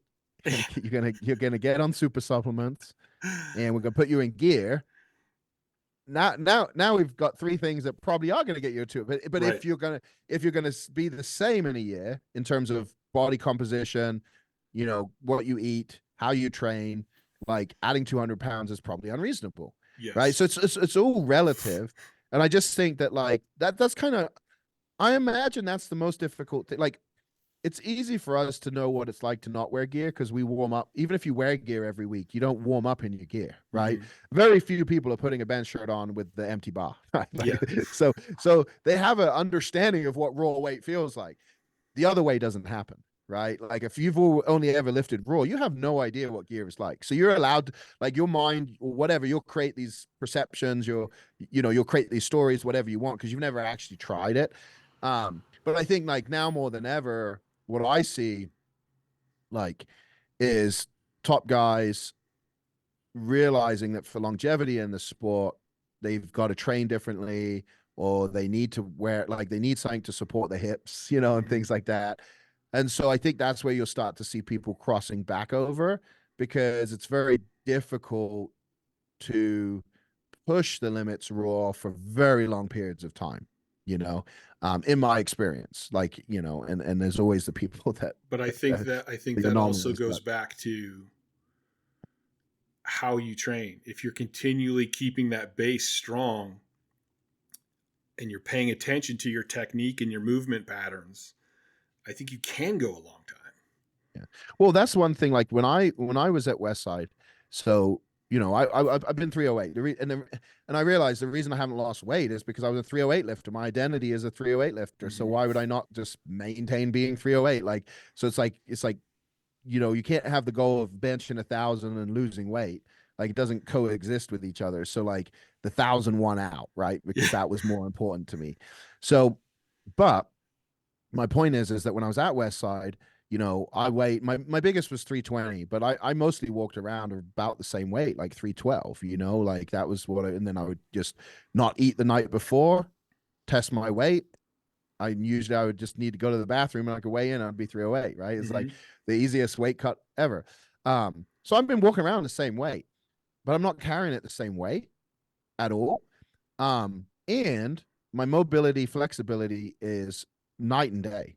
Like I couldn't even, like, I remember when I started doing the bodybuilding, right, in 2014, like I couldn't do a side pose, like tricep side pose. I couldn't get my hand behind my back. But now every day I'm stretching my shoulders out. So it's like, and you wonder why your shoulders hurt. But to your point, it's like as you get older, everything, the way you train, the things you do. And people are like, well, would you have done mobility back then knowing what you know now? And I'm like, well, here's the thing. Like the less, like the least amount of work to get the most amount of results, right? Because that's going to bring your recovery. You're going to have more time to recover. You're going to have more time to this, more time to do that. So like the truth is I didn't need to do that stuff back then, but now I need to do it. And so the crossover, like, different. But like, I'm not going to spend an hour warming up before I started training back then. I didn't need it. Right. Yeah. Now I need longer. Right. And I think that it's like knowing the right things to do. Could I have benefited from some stuff? Absolutely. But you don't need to be doing the same kind of things in your 40s as you were doing in your 20s, just like you don't need to do in your 20s what you need to do in your 40s. See, I have a there's always more mentality. So you go, oh no, I got to warm up now. I'm 52 years old. When I bench, I go out and start throwing plates on. Like really? There is no this huge long warm up when I even though at my back now, my back's getting better. I'm starting to squat again. I go out and start squatting because you're just warming up under the bar. But you're a very flexible person. Yeah, but that's what I'm saying is it that you're older or is it that you're too beat up? And what if you did go back? Like if I could go back with the same knowledge I have now, my training would be completely different. It's hard because I don't think I tapped into even close to what I could have done. I think I would have had longer longevity. That's what I really believe.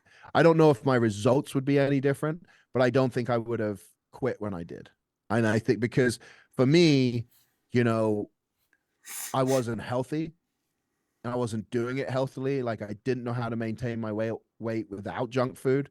You know, when I went to a clean diet, I lost too much weight. So I ended up 3 clean meals a day, 3 dirty meals a day. That was Yeah. kind of the hybrid I figured out. And so I think that like I if I had someone doing my nutrition specifically for me, if I was getting blood work, if I was doing all this stuff, I think I could have had longer longevity. But again, it's like Well, I longevity don't know if means I'd you would lifted have had more, more time to probably get stronger. but I'm not sure if that's true. I mean, That's the problem is we can never actually know.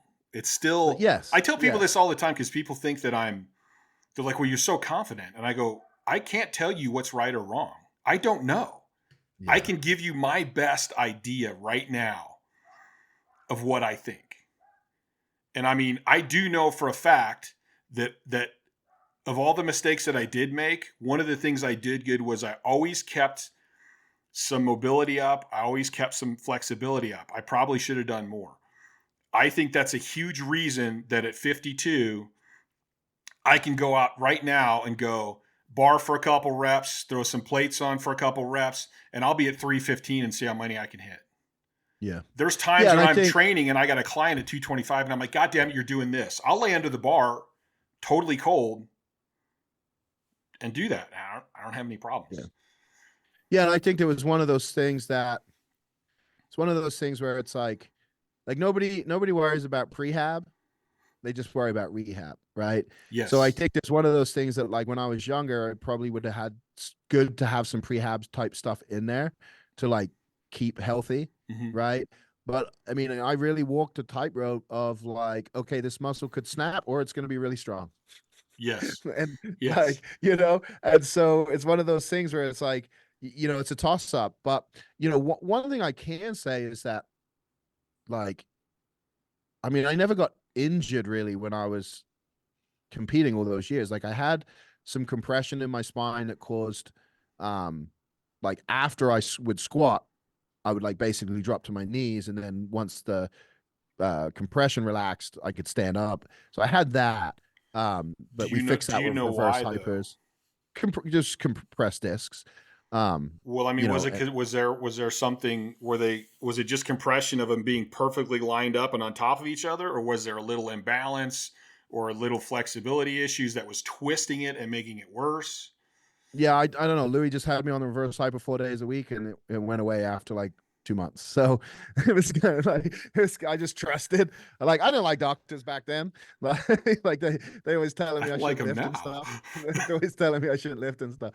So I never liked that. But I think that's kind of the thing. The thing that's interesting to me now is like I always want to make training as easy as possible. And one of the ways I found that is that when I have other people around me, like if I'm in a bad mood, like I can't be rude to my training partners. Sometimes I'll come in and they'll be like, "Hey," and I'm like not in a great mood, and I know that, and I'm like, you got to be, you can't be like this. Like you got to snap out of it. I got to Mm-hmm. change my energy, right? I got to change the way I'm thinking, or at least be decent to them, right? Mm-hmm. Because I want them to show up, right? I care. I genuinely care about them, Yeah. right? So that also they call me out on shit. Hey, you did this, you did that. Hey, like when we're releasing the bar, like, and these guys, they're not at the same level. They have not competed at the same level I have. They haven't had but they will still say stuff. They'll still say, "Hey, like you're falling to your right." Mm-hmm. Oh, okay. So I have all this feedback, and then there's like times we do assistant exercises where I just want to go through the motions, and these guys will, I'll do something with a weight, and I expect them to not, and then they'll go and do the same weight as me, and I'm like, well, fuck, now I got to go up because like I'm stronger than them. I can't like just be or I got to slow it down. So like sometimes if I don't want to go up in weight, I'll just do like 5 second, like, Yeah. because Yeah. Yeah. they're Yeah. repping. But my point is that like by having these training partners around me, it makes training a little easier in a sense that like no matter how I feel, no matter what's going on with me emotionally, like I have to show up a certain way. Like I have feedback. So I can't do stuff, I can't half-ass shit. Like I have a sense of pride. So if they're pushing, like I'm gonna push. That's what I think people are really missing when it comes to their training. Too many people, when they're working off of a spreadsheet that they got from their coach. And bear in mind, like, all they've got is a program. They're not getting coaching. I don't care what they say, unless the coach is on the phone with them and giving them feedback in between sets. They're not really feedback on a video a week later is not very helpful. Because you got to remember that when you go into the gym. Well, I think it's helpful. I don't think it's anywhere near as good as in person. Yes. Sorry, on the scale of like what you're getting, right? It's more beneficial than no feedback. Let's just say that, right? So that's where I think people, like with training and with environment, like what people are missing is that, like, when you have a squad, the days you don't want to train, you can't not show up. The days you don't feel like pushing yourself, like you can pull back, but you can still add value. So you can still turn it into a positive day. Or you might feel like you can't, like you might feel, I don't want to fucking do anything today. And then you get trained and you loosen up, you feel good because you showed up, because you were accountable to someone. And I think that that's kind of like the thing I like, even if people don't train together because they're doing different programs, like I encourage people, like, go to try to find a group of people that you go consistently at the same time with, that you build a relationship with. And, I'll pull guys and but there's a group of guys in the gym, they don't train with me, but they'll help me if I ask them. Right. And I think that's what this sport makes the sport great, but it's also what's missing a lot is so many people train alone now, and they have the best coach they can afford. Right. And a lot of these coaches are phenomenal coaches, but they're missing all the other things they could be getting out of their training if they had a squad or a crew or a group of people that they just showed up at the same time around and they helped each other. And I think that, I think that's the like more than the gear lifting and the raw lifting and the big meets, that's what really I would like to see change in the sport is just like more people getting back into crews, more people helping each other, because I think that that camaraderie and that kind of thing, that just builds a foundation for this sport. It helps you as a lifter, and it gives you something beyond just yourself. So many people just train by themselves with headphones on, and it's like, to me, I'm like, I just don't get it. I don't get. I think I like that, but I think I go to gyms and I see teams and I see this, what I call rah-rah bullshit, where they think that their only job is to pump that person up and tell them they're doing a great job. And I don't think that's a good team. Yeah, that's the other side. I think a good team lets you know when you need to fix shit. Yeah, I think like a if you good just team have a bunch lets of you people know cheering how for you're you. doing. Yeah, like if your team is scared to give you feedback, it's not really a good team. Yes. Right. If cool, like I mentioned this, I was talking to someone. I said something about squat depth, and a clip came out from that, and it was that like one of the things with training partners is they can call you squat depth. And someone commented, yeah, but they have to actually call your squat depth, and then the judges have to call your squat depth too, right? Yeah. And I said that's all true. Like, yes, you're better to have a training partner who helps call your depth if they're honest. And yes, you can use a box or you can use something like that, but you need people who are going to call you out. You need people around you who aren't afraid to tell you when you're being a slapdick. But you also need to be careful that, and I saw this at Westside. I was lucky that I was one of the strongest. So I had my little group of guys. Greg had his group, and then that we would run them through. Then I had my group of guys. So I was kind of dictating what I did, right? I wasn't following Greg. I did when I first got there, but it wasn't working for me. And I talked to Lou, and he's like, well, if you don't want to do it, get a couple of guys and you can squat after. So that's what we went back to waves, because Greg liked to do speed work and then work up heavy. Mm-hmm. And I was like, I can't handle that. But one thing I observed, Greg, even though he worked up heavy, was always training optimally. He never was he wasn't maxing on those days. On days that we maxed out, Greg would win, but I don't know if it was really a max for Greg. You see what I'm saying? He would do the biggest number and then shut it down. Other people were trying to keep up and beat him. So they were overtraining. Yes. They were doing too much. They were going to competition mentality, right? That level of intensity in training. Mm-hmm. And then when they go to a competition, they would crumble. Well, they wouldn't hit the numbers they'd done. That's kind of where I would have held Greg responsible to go, don't let him do that. Well, he's just in that environment, right? He's just the lead. Like, I'm just going to lift as much as I can. It's up to you but my point goes back to what you were saying. Like, that's where a training crew could be bad, right? Is if they see you as the king of the castle and all they do is cheer you on and they never give you that critical feedback. You know, in my group, like, you would come in and my group would start asking everybody questions. How you feeling, man? How's your appetite? You been sleeping good? And we were all trying to fish to see, well, how does this person really feel? Yeah. And it took me a long time, but I got to the point where I'd come in and Ethan would look at me and go, "You're not training today." And I'd be like, "Fuck off. I can fucking train today." Like, I mean, we had lots of fights before we got to the point where I'd be like, "Yeah, you're probably right. Yeah. I'm going to hang out and I'm loading plates and coaching, but I'm not doing anything." Well, and that's why I've struggled with programming, right? Because it's really hard to scale one-to-one programming. Mm-hmm. It's also really hard to charge what one-to-one programming is really worth, right? Like, if I'm giving you programming, nutrition, mental feedback, like all of this stuff, like, it's very difficult to charge. You know, most coaches are charging $200 a month. That's what people are used to, but that's not, like, I'm not giving you a spreadsheet and then just you sending me videos, right? Mm-hmm. You know, I struggle to program beyond a week. And the reason for that is I need to know how you felt. I program everybody week by week. Yeah. I need to know how you feel. How did it go? Like, like, did you recover? Did you get, like, are you feeling tired? And so, like, to me, it's like, I can write a 12-week template. Mm-hmm. But if you and I are going through that together, chances are by the time we get to month 3, we ain't doing what was on that template. Mm-hmm. Right? We're adjusting, we're changing, we're based on this. And yesterday, for example, my wife's getting ready for California's Strongest, and yesterday she was doing the circus dumbbell. So I jumped in because I'm kind of doing lots of base buildings, and I just thought it'd be fun, you know, jump in, do the dumbbell press. And I pressed what she pressed, right? And I was like, man, this is really hard.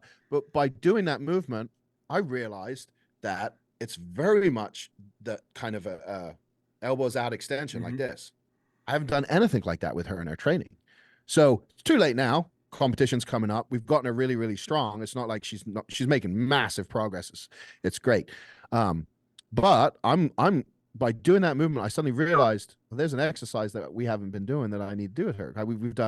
I've been doing a lot of compound stuff, not a lot of isolation stuff, and I wouldn't have realized that unless I'd done that movement. Right. But now when I go back to her programming, I'm going to be looking at it differently. And that's the kind of feedback I rely on from the athlete too. You know, well, what do you feel like's not strong? Like, okay, you hit this, but what was the weakness here? Like, where did you get stuck? You know, okay, we're looking at this video and you move really slow off the floor, but you lock out really, really fast. So you're not really limited by your lockout power here. You're limited by your off your floor power. Like, and then so then you're like adjusting it, and it's like, and then you try something for 2 to 3 weeks, and then you go, oh, that wasn't it. You know, oh, we got to switch it. And I think that's like the level, like, that's guys coaching, like us who obsess over it. That's coaching. That's the art of coaching. And, you know, doing that at a level, it's difficult. I still prefer in person.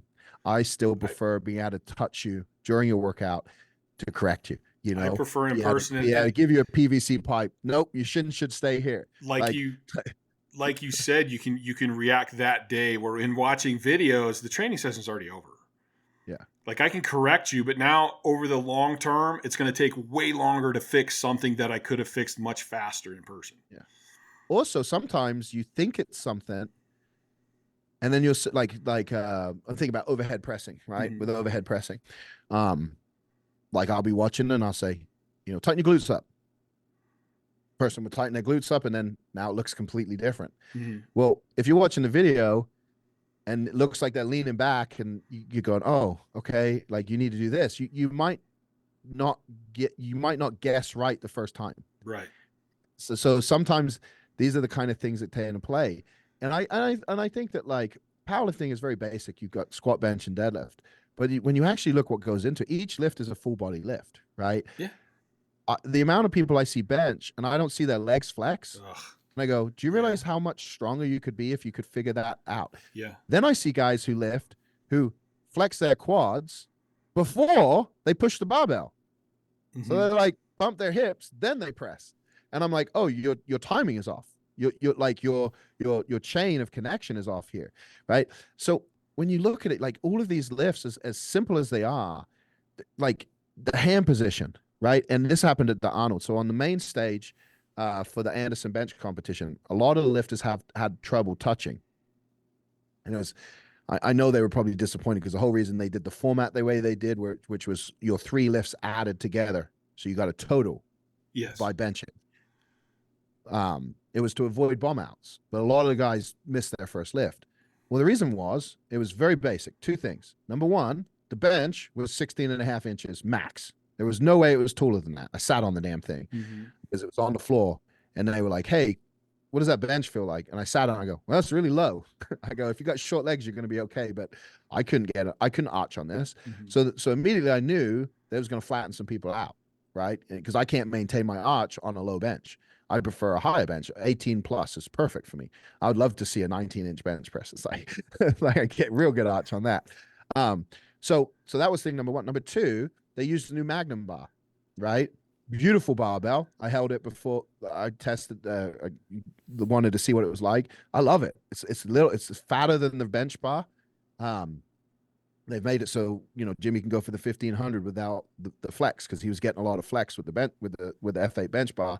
So F8's made the Magnum bar, but it's a little thicker than a regular bar, right? And so I got big hands. I could still get my hands around it, but I noticed it sat differently in my hand, So here we are, lower bench than they got in warm-ups, different bar than they have in warm-ups, and they come out on the platform and they struggle. And I'm watching, and sure enough, they're struggling touching because their range of motion was longer. Plus, they couldn't roll the bar the way they normally do because it was a thicker barbell. So it's different wrist position. These are the tiny little things that the longer you go in this sport, you start to see they make massive differences. And so you can see where someone's wrist, elbow, shoulder is, and you can say, well, if we do this, this, and this, we can see this much progress. And that's really where, like, I started to realize with strength is getting stronger is one piece of a big puzzle. And there's so many ways to get stronger, right?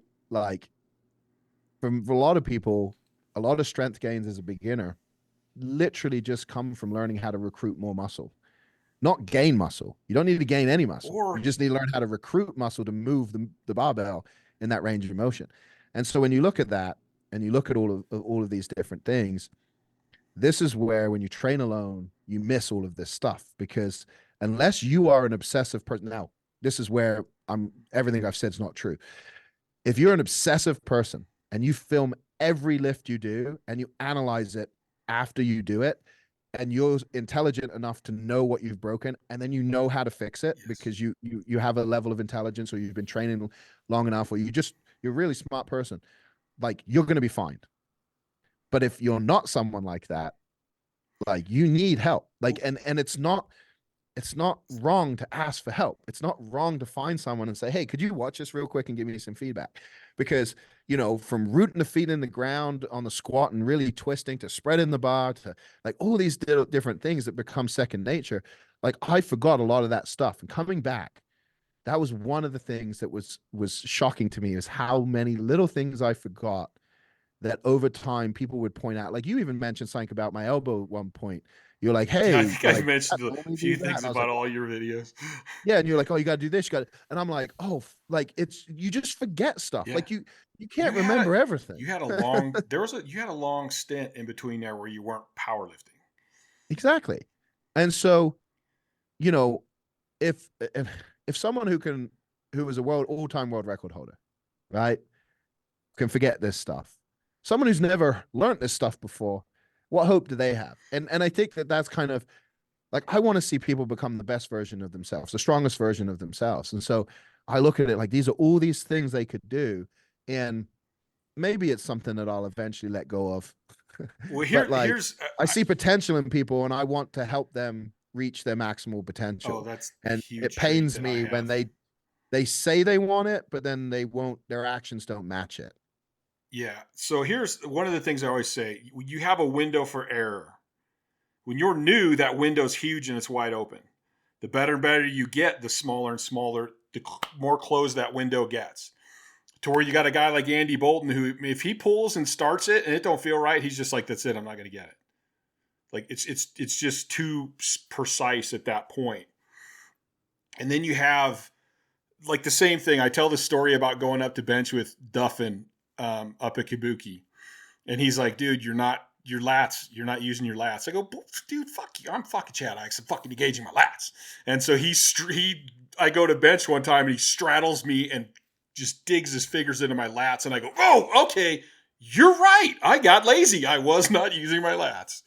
Yeah. So like, if top guys can forget these little things, what makes a beginner think that he's going to remember them? And like you said, getting stronger, there's a lot of ways to get stronger. There's a lot of programs that'll work to get stronger. To me, building that base is getting that technique, understanding. And it's the same thing. You know, when I first started on Westside, we would do 3-week waves with the max effort movements. Because a lot of times it was a different bar. It was a different movement. Like the first week you suck because it's a new movement. The second week you're more familiar with the movement. By the third week you PR'd. Yeah. You know, you probably PR'd the second week and the third week. And then you switch it up. And like you said, that's recruiting more muscle. It's getting used to the movement. It's finding the positions. But with the team, I think that's the big thing, is if you can have a team of guys that actually know. And so I think we talked about earlier, like you're doing your max effort and it just looks like shit. It's the guys in your team that are going to go, you know, I think you're just not paying attention. Let's try one more, but focus your ass on doing it right. No. And then you get it. Or the guys look at it and go, dude, you're done. Like, you're done today. That's it. Yeah, that's the biggest thing is telling people when they need to shut it down, because everybody thinks if they just try one more time, they're going to get it, especially if it's close, right? And sometimes it's like I'll tell my training partners, I'll say, look, it don't matter if you get it or not. It's not going to help you. Like there's no benefit. You almost got that weight. You were like, you know, you came up, it started drifting on you at the very top or whatever. I don't need you to do it again.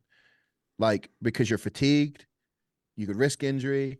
If you miss again, what does that accomplish? If you hit it, it doesn't actually give us any benefit on a training effect. Plus, it takes, like, we probably just overtrained. Thousands and thousands of reps to create a pattern. Yeah. And so every rep you're doing that's not good is going against the creation of that pattern. Yeah. And I look at it like this, stacking wins. Like, one of the things I try to look back in my life, my whole life, not just lifting, and say, like, how did I end up as me? Right. Mm-hmm. And it's a very difficult question. But you look back and the dots seem to connect. The dots seem to connect. But one of the things that I've been very fortunate in my life is I've always won more than I've lost. So in the gym, I found that when I shut myself down, when I was maybe could have done 5 more pounds, but I shut down, I finished on a win. And my rest of my workout would be very good. The days that I would miss weight and try again, I'd get so pissed off that there was no point me even doing assistant exercises, because I was just in a bad, foul mood. Like, I was pissed off that I fucking missed the first exercise. And then I'm mad that I tried it so many times, because I know that's stupid, but like, and then I'm just going through the motions. So the whole workout was wasted. And so what I realized was, it's about, you need to, like, you want to consistently win in the gym, right? And the reason, and knock on wood here, because now I say it's probably, but like when I did Bench Monster TV with Ryan Kennelly and Ashley noticed that, like, I'd never bombed. She's like looking at now there's a bunch of meats missing, but like, I went back and looked, and as far as I know, and remember, I have never bombed out of a meet. And I'm like, because I was never trained to open with a PR on any lift. Like, mm-hmm. I've always been trained to go 1-2 PR on the third. So most of my lifts, I would go 6 for 9 on a bad day, you know? And so, like, even at meets, I was winning more than I was missing. Like, I was hitting lifts more than I was missing. In the gym, I would hit more than I missed. And I'm like, that momentum carries over.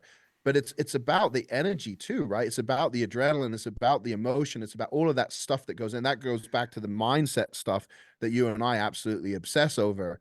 But it's like I've done that since I was a kid. When I was playing basketball, like I was like I was traveling to play like for a London team an hour away every week, practicing and everything like that. We would win more than we would lose, right? So I believed I was a good basketball player because I was always on winning teams. Mm-hmm. And it's just that's where I got lucky in life, right? But what I've realized is if I want to continue success, I need to put myself in environments where I'm winning more than I'm losing. And the reason I've been successful is I'm often more right than I am wrong. Like, but it's my decisions and the way I do things is based on my experience. It's based on the depth of my knowledge. And so the reason I'm a constant learner, the reason that I have this beginner mindset is because I feel like the more I can expand my base of knowledge, right, the more educated the decision could be. So I'm always trying to look at it. Like when I was at Westside, I remember block periodization came out. You know, Jeremy Frey started came part of Team EFS with us, and he was doing block periodization. Where does this come from? There was a seminar. It was like 12 DVDs, and literally, I think it's Russian, Dr. Brunjek, Russian, and then the translation, and it's the most boring because like you're listening for like 5 minutes in Russian, and then they translate it. I went through the whole thing, and I suddenly was like, wait a minute. Block periodization is periodization just in a much shorter format. And the reason and he even talked about it, the reason it came about was because steroids became illegal at the Olympics. So they had to start using shorter ester steroids so they could cycle it in and out of the system quicker. So their whole training cycle went from 4 years to, you see what I'm saying? Like, so this whole premise of this started around this structure. But then they got to talk about phases. They're talking about phases like GPP phase, hypertrophy phase. Like, and I started thinking, wait, do we do phases at Westside? And I started realizing we had GPP phase, which was like post meet, right? For like the month after a meet, you pretty much are doing sleds and high rep stuff. You're not really, maxing out on stuff anymore. And then we had speed strength phases. We had strength speed phases. We had circummax. We had and I was like, wait a minute, we have phases. So I started talking to Louis about this stuff. I started realizing like, wait a minute, he's not actually saying that much different. Like the application is slightly different, but it's based on the same theory. Same principles. So yes. And so I will learn from anybody. And I think that like when I came back, I remember I signed up for Jimmy's Patreon, and he's like, why are you paying me? I was like, what do you mean? He's like, I've never had a top lifter join my Patreon before. And I was like, because I want to learn from you. Like you said, you had a seminar on there. Like, I want to watch the seminar. Like, and Jimmy doesn't believe in speed work. I didn't throw speed work out, but I started thinking to myself, is speed work helping me? And so, you and I've had this conversation. I think it's my age. I'm also a very explosive lifter, so I can get away with not doing speed work every week. Like I've focused more on the bamboo bar because with that band shirt, I get a lot of this. Yeah. So I'm trying to create this in my training, and I'll do rep work with the bamboo bar. I'll do sub-maximal loads, but I'll still do speed, but I'm not doing it every week because it was just beating me up. Just like I can't go in the shirt every week. But that concept, Jimmy opened my eyes to like, wait a minute, this guy trains heavy twice a week. And then I remembered Louis said to me one time, AJ, if you can train heavy every day, you should. The guys who can train heaviest the most often will always be the strongest. And he referred to the Bulgarians. He said they would train 6 times a day. I mean, what? Yeah, they would train, they would eat, they would sleep, they would come back, they would train, and they would just train in nonstop, maxing out all day long, every day. But he explained, they put these kids through this and when they're young, these intensive camps, and it was basically the kids who can survive that is the one that they took into training. So, they weeded out a whole population of people to get the specimens that could handle the load. But he basically said the person who could train the heaviest and most often is always going to be the best, because if you can recover from that, you can improve quicker than the other person. The conjugate system, the beauty of that was we were squatting perfect reps every week, 52 weeks a year. We were lifting heavy. So it's the perfect everyday program. It's even better for athletes, I think, than powerlifters. But when I start looking at the principles, like, and I remember reading Science of Practice of Sports Training, and they basically talk about maximal effort work, repetition work, and like dynamic, which is explosive training. And I go, oh, I'll be damned. Louis didn't invent this. And then I read in Super Training, and they talk about all these different phases. I'm like, I'll be damned. Louis didn't invent this. And it's like you start realizing that like these concepts that people are so oh, that doesn't work, this doesn't work. It's like, listen to these people.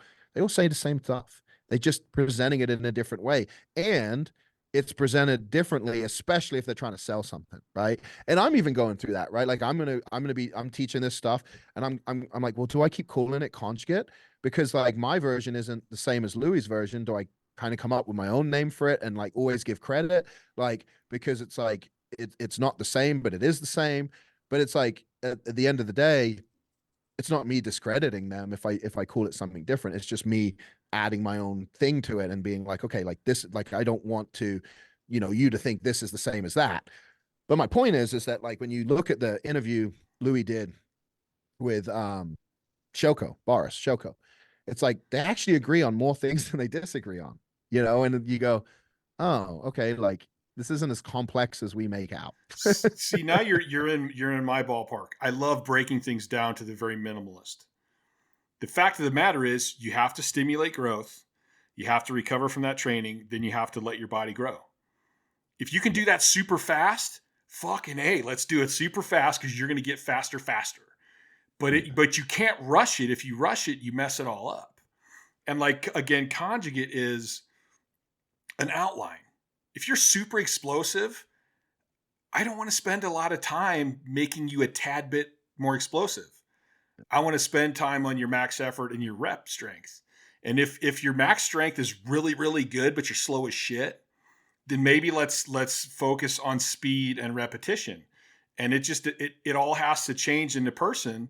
And that person might change where what you're doing with them this first year, maybe now all of a sudden they're explosive as hell. Okay, well then now I need to go move it to max effort. Usually when people discredit something, they say, oh, I've seen this. And they explain it. And I go, well, that's not how I understand the conjugate system to be. If you want to break it down, like at the end of the day, conjugate, what it really means is just the rotation of exercises. That's really what it means. See, concurrent is the training system, which is you're training multiple stimulus simultaneously versus, where periodization, you do phases where you train, okay, we're going to build muscle here, then we're going to build strength here. Whereas, concurrent is we're going to do it all we're going to raise all tides simultaneously. But when you look at it, it's like, I don't really, in my opinion, like if your workouts are literally every time you work out is just squat, bench, and deadlift, there is a limit to that. Because you have in every exercise, if we break it down, every movement has a primary mover, a secondary mover, and supporting or assistant muscles, right? Mm-hmm. Tendons, ligaments, etc. So if you only do those 3 lifts every time you go to the gym, which some people do, right? And then they stagger the percentages and the loads and all of that, fine. And people get stronger doing it. So I can't say it doesn't work. But the flaw I see in it is if you're primarily training the same muscles all the time, which you are, right? Those supporting muscles might not be as strong as they need to be for you to move up, right? Mm-hmm. And strength often isn't this like, oh, we need to get our squat 50 pounds stronger. Sometimes like you're not firing your glutes. And if you can just learn how to fire the glute and get it to activate, right? And you can turn it back on, all of a sudden you get that 50 pounds on your squat and you didn't get an ounce stronger. You just fix the weakness in the chain. And now, and so that's the thing with strength. It's a puzzle because it's not like when you say, I want to bench 100 more pounds, you don't actually have to get all of your muscles 100 pounds stronger. Yeah. And that's the like the thing that's not black and white with strength, right? Like you literally can do and I was saying this yesterday, like I could build my overhead pressing power. I do not find any carryover to my bench press. None. But I know people that do. But there is people that do. Not me. Right? I mean, my military was pretty good when my bench was good, but yeah, I've had times where I benched great and my military sucked. My high incline military press has always been terrible. So when I came back, I was like, you know what? I'm just going to start pressing overhead more. Mm-hmm. And I've pushed my numbers up no carryover to my regular flat bench press. So, but like you say, some people do. My point to that is I've gotten stronger, but it didn't carry over to the main lift. Mm-hmm. And so, there's movements that do the opposite of that, where you get super strong and all of a sudden your main lift goes up ridiculously. And I remember when I went to Westside, my best bench press was 735, and we're doing max effort. Tony Balgoni was with me. I beat him on the max effort. I can't even remember what it is. What I do remember is we went to do dumbbells, and we're doing tricep extensions, rolling extensions, Canelli presses like this, right? And he picks up like the 120s first set and does 20 reps. And I knew that I couldn't do 20 reps at 120. So I like picked up the 80s, and I think I did like 12 reps. And I was like, holy shit. Like, and Tony had benched 800 in competition. I immediately was like, well, I just beat him on max effort, but he just kicked my ass on tricep extensions. So clearly that movement over there isn't the reason he benches 800. This is why he benches 800. And tricep extensions was something I never really did because I was, I mentioned earlier, Sebastian taught me how to bench. So I was big on board pressing for my tricep work. Do a lot of boards all the time. And I wasn't doing any extensions.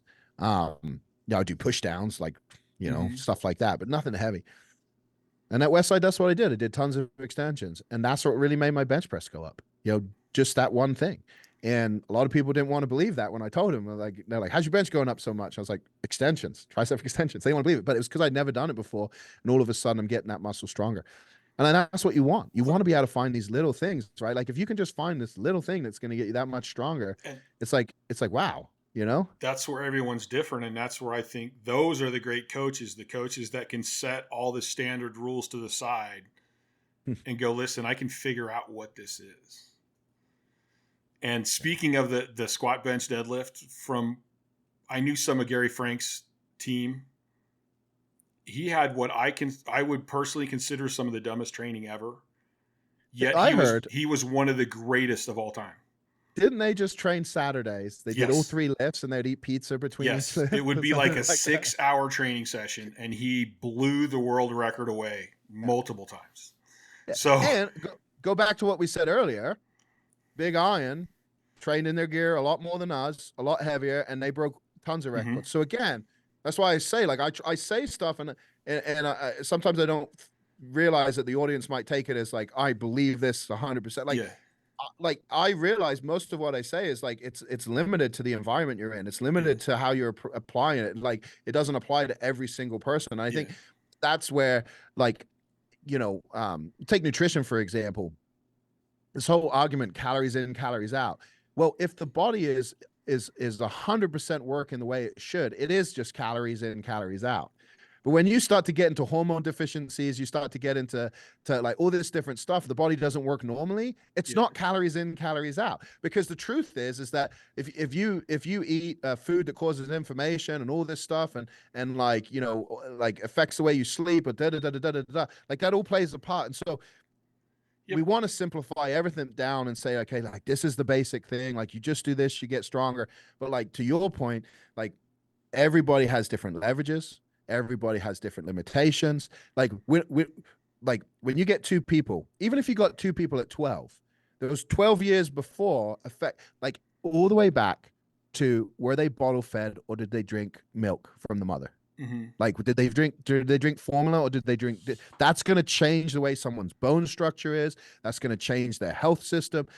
What were they exposed to early in their life? Was there any injuries they had? Was there any disease? Was there like, did they break any bones? Some people this food could cause inflammation for them. For some other people, it doesn't. 100%. So that's the level of complexity you get to. So there is basics. And the basics matter, and it's good to understand them. But it's kind of like, I've always said this, there is the perfect way to squat, right? Research has shown us that when you squat wide, you engage more muscles, you have more power output. The research has said that, not me. This is the research, right?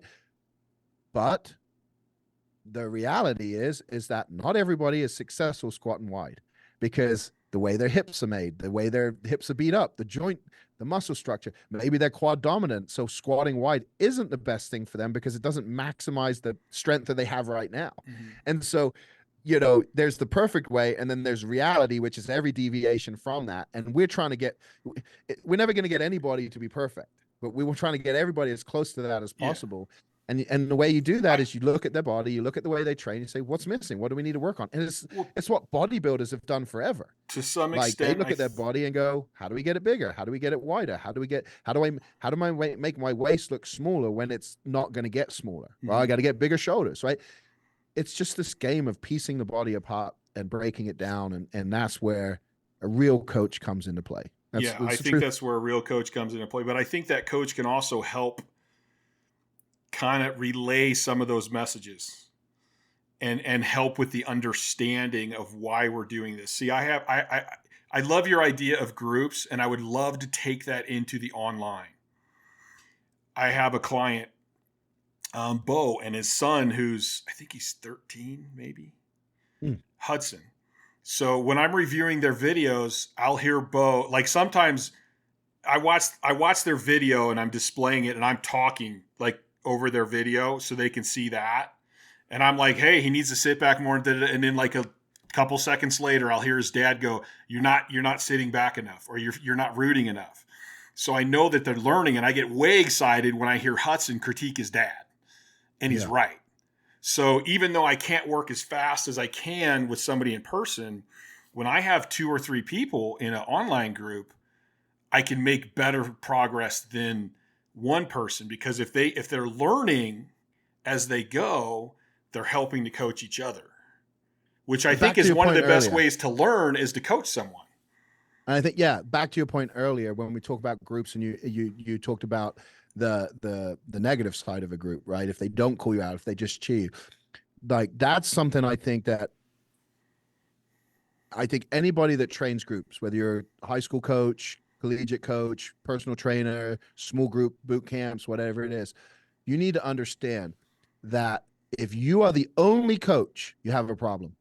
Every single person in that room should be able to coach. So your job as a coach, if you're in charge, if you're a head coach, in my opinion, and Louis did this is at Westside, we all coached. Every rep was coached. There wasn't a single rep that happened in that gym without hearing 1 or 2 voices.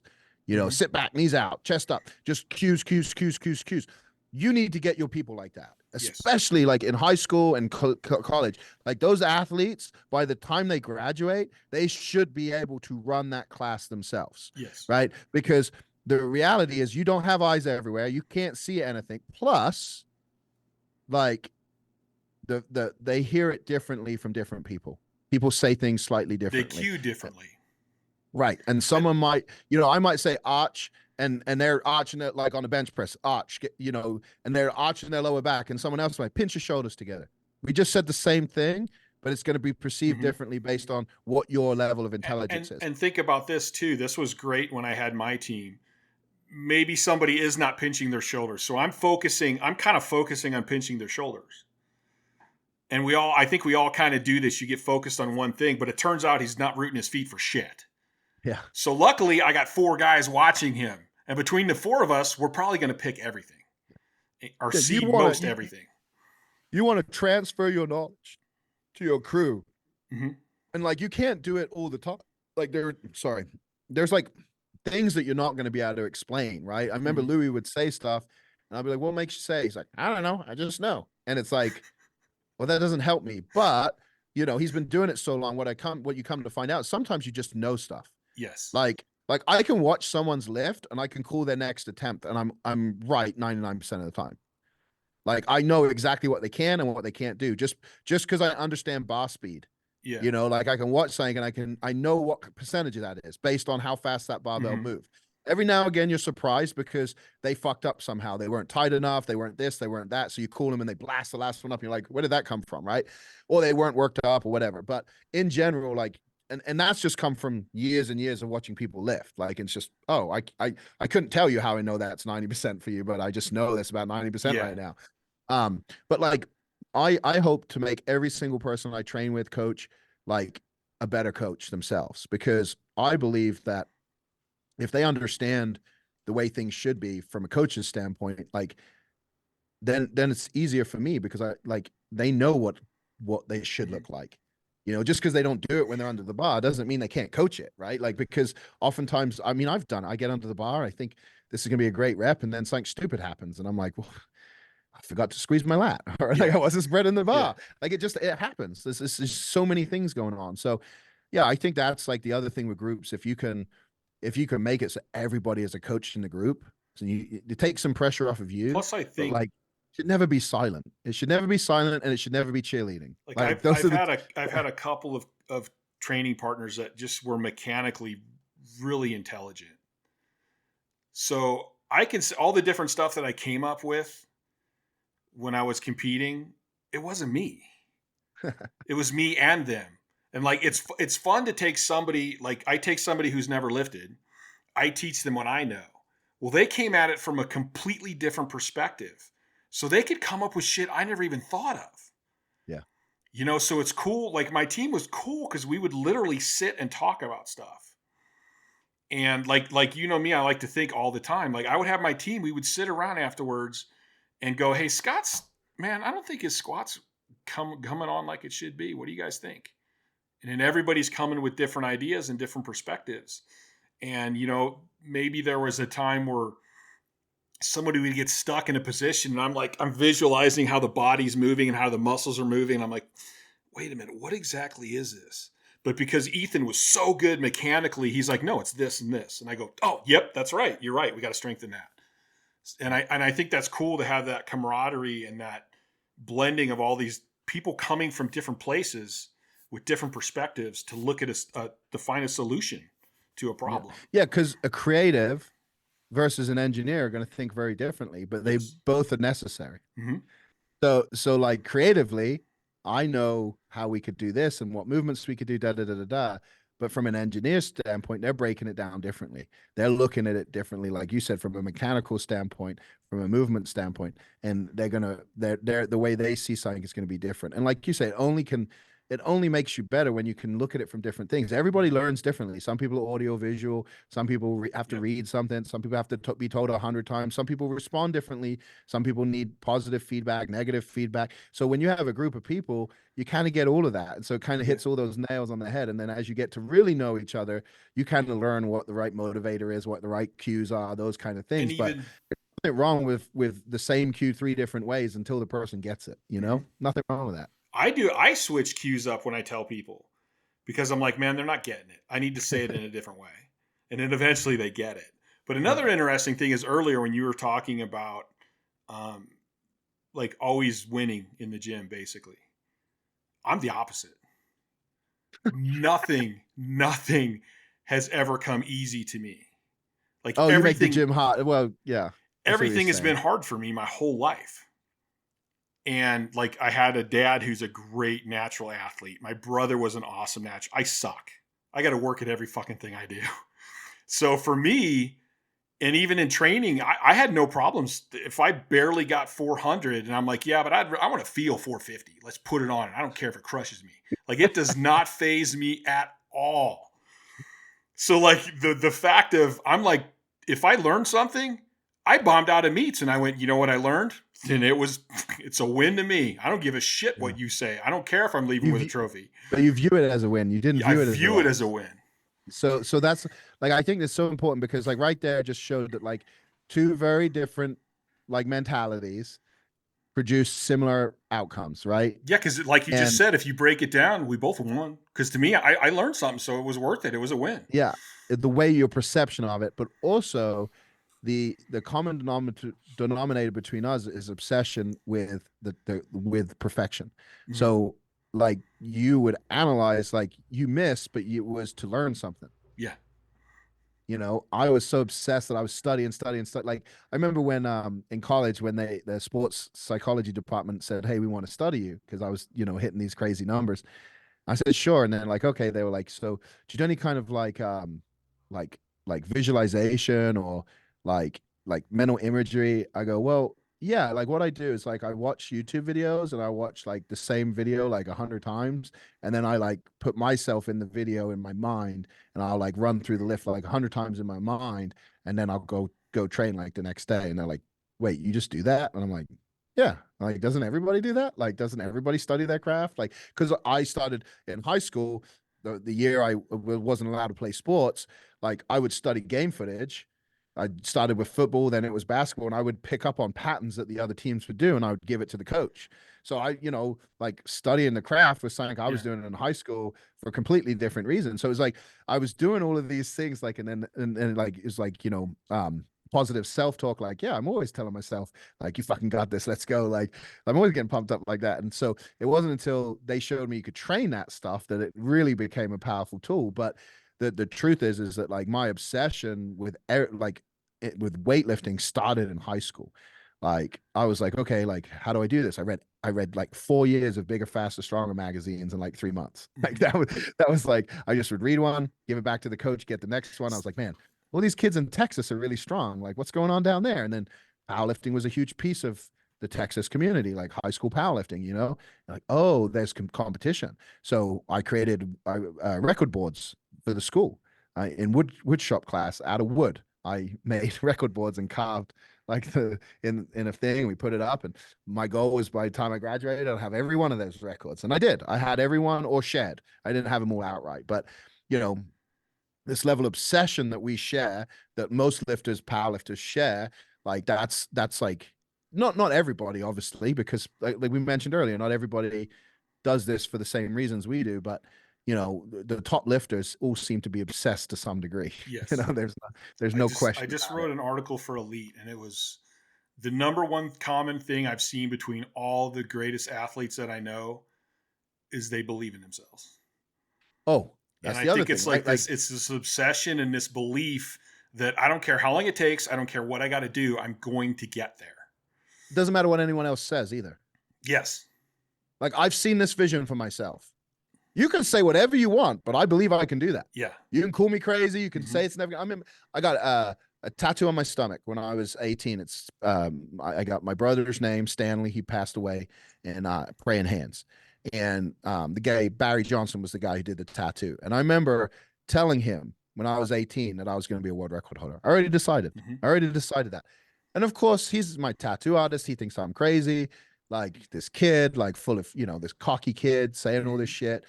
And he followed my career. And I remember when I broke the all-time world record, which was, what, 8 years later or whatever, like, he sent me a message and he said, man, I've been following your career. It's like super inspiring. He basically says, like, when you first said it, I never thought you would do it. Like, I just thought you were full of it. He was like, so it's super awesome to see. And I think back, I don't know how many people I said stuff to, and they just thought I was like absolutely loony. Oh, probably all of them that you said something to thought, who the hell is this guy? Yeah. And luckily, I never believed any of them, right? Like, I was like, nope, I don't care what you say. That is interesting too. Cause I was thinking about, this morning, I was actually thinking about this because I'm having a conversation with two other friends about expectations. And neither of them like the idea of expectations. And I'm not really the guy that I don't like to read. In fact, I hate to read. I don't like studying books. I hate it, but I love to think. And I would rather hear something or get an idea from somebody and just contemplate it. I always say I'm going to let that shit percolate in my brain pan for a while. And so I've been doing that for 3 or 4 days with this whole idea of expectations. And then I'll message them and I'll go, what about this? Or what about this? Because I want to understand it. Like, maybe I'm not right. Maybe they're right. So I want to understand it. But I was thinking about the original philosophers. And I go, these guys didn't have books to read from other people. They were the ones writing the books. But what they did do, from what I understand, is they got together and talked. And I go, dude, that's where the power is. The power is getting together with other people that like to think and just talking. Yep. And they had schools of thought. They would educate each other, and the stories would get passed down through time. And, you would become a stoic, or you would become a this, you'd become a that. And it wasn't a book that you read on the weekends. It was a philosophy of life, yes. And I think that, like, when we look at the majority of beliefs that people have, it doesn't become like, it's not woven into their life on a daily basis the way it should be. Right. And I think that that's why the world is kind of where it is right now, I agree. because what I've experienced, and I can only talk about my own personal experience, but what I've experienced for me is that, like, the more I've separated my life and kept one thing over here and one thing over there, the more my life has tried to come back together, right? Mm-hmm. So like you know, we can't fragment stuff. I've also found that for me, that like when I'm not fulfilled and I'm not living in integrity, and I'm like, that's when I feel my worst, Mm-hmm. right? When I, and going into a meet, you asked about the Arnold thing too, was when I realized, okay, I got to push my weight up again. Part of me was like, but I don't want to do this. Like, that's not, this is why I didn't get into this for this. And so I pushed the weight up again. And as soon as I pushed the weight up, it's like, I'm done after this. Right. Because I know I'm unhealthy. I can feel myself beyond where I should be. Oh, I'm pushing myself. I'm going to the place I know that I need to go to, that I'm not willing to go to anymore. Right. Like, I'm not willing to push the health. I'm not willing to do that. My blood pressure's a little high. I'm not happy about this, like, whereas before I didn't care. Right. Right. But the point is that I didn't care until I cared. And that's why I quit, because I thought, I'm going to die and I don't want to die. Right. And so, like, now it's like this daily integration and this awareness, and like, I have these checks and balances, and yeah, every now and again I slip into the old mentality, or I think about, oh, I could do, and we've had these Mm-hmm. conversations where I'm like, sometimes I just think I'm just gonna, screw it, throw it all in you go for it. But the truth is that, like, as I started to really, like, integrate everything together in my life and understand what is important, and like, what actually creates a good life, and I still seek those answers, right? It's one of the reasons I'm working with JM, is just to, like, he's in his 60s. Yeah. He's ahead of me. He was very similar in his 30s, and like, I just want to be able to have conversation with him, and get feedback and different viewpoints, and, like, Mm-hmm. have that. But it comes down to, like, it's like when you talk to somebody, as long as you're willing, as long as you're not closed on anything you believe, if you just think that, everything I believe is true, but at the same time, it's not true, right? Yeah. Because the reality is that, like, truth to you is not truth to somebody else based Mm-hmm. on their life, their experiences. And I always try to think of it like, in war, there's two sides, and both sides think they're right most of the time, Almost neither. always. Yeah. So when we look at that, you go back to what you were saying about the philosophies and things like that. I think that, like, what's missing is that, like, we don't integrate stuff. Like, we know stuff, but we don't integrate it. And so it's like, as basic as the 10 commandments, there's 10 commandments. And I almost guarantee that 95% of people who call themselves, a Christian, like, do not follow those 10 commandments 365. And I'm not judging them. I'm just saying that's the reality of where we're at. And I think that I these think a things that large we've been percentage given, don't even really know what they are. potentially, but I think, like, whether it's Buddhism or Christianity, Hindu, Muslim, whatever faith you have, it's basically like a roadmap for a good life, right? Mm-hmm.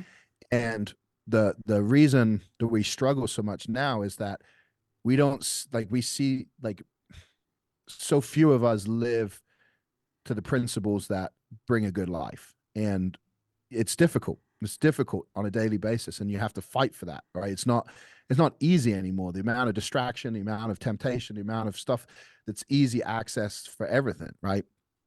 And so that discipline that we've learned under the barbell, I think, carries over, and I think it leads to these conversations because, Mm-hmm.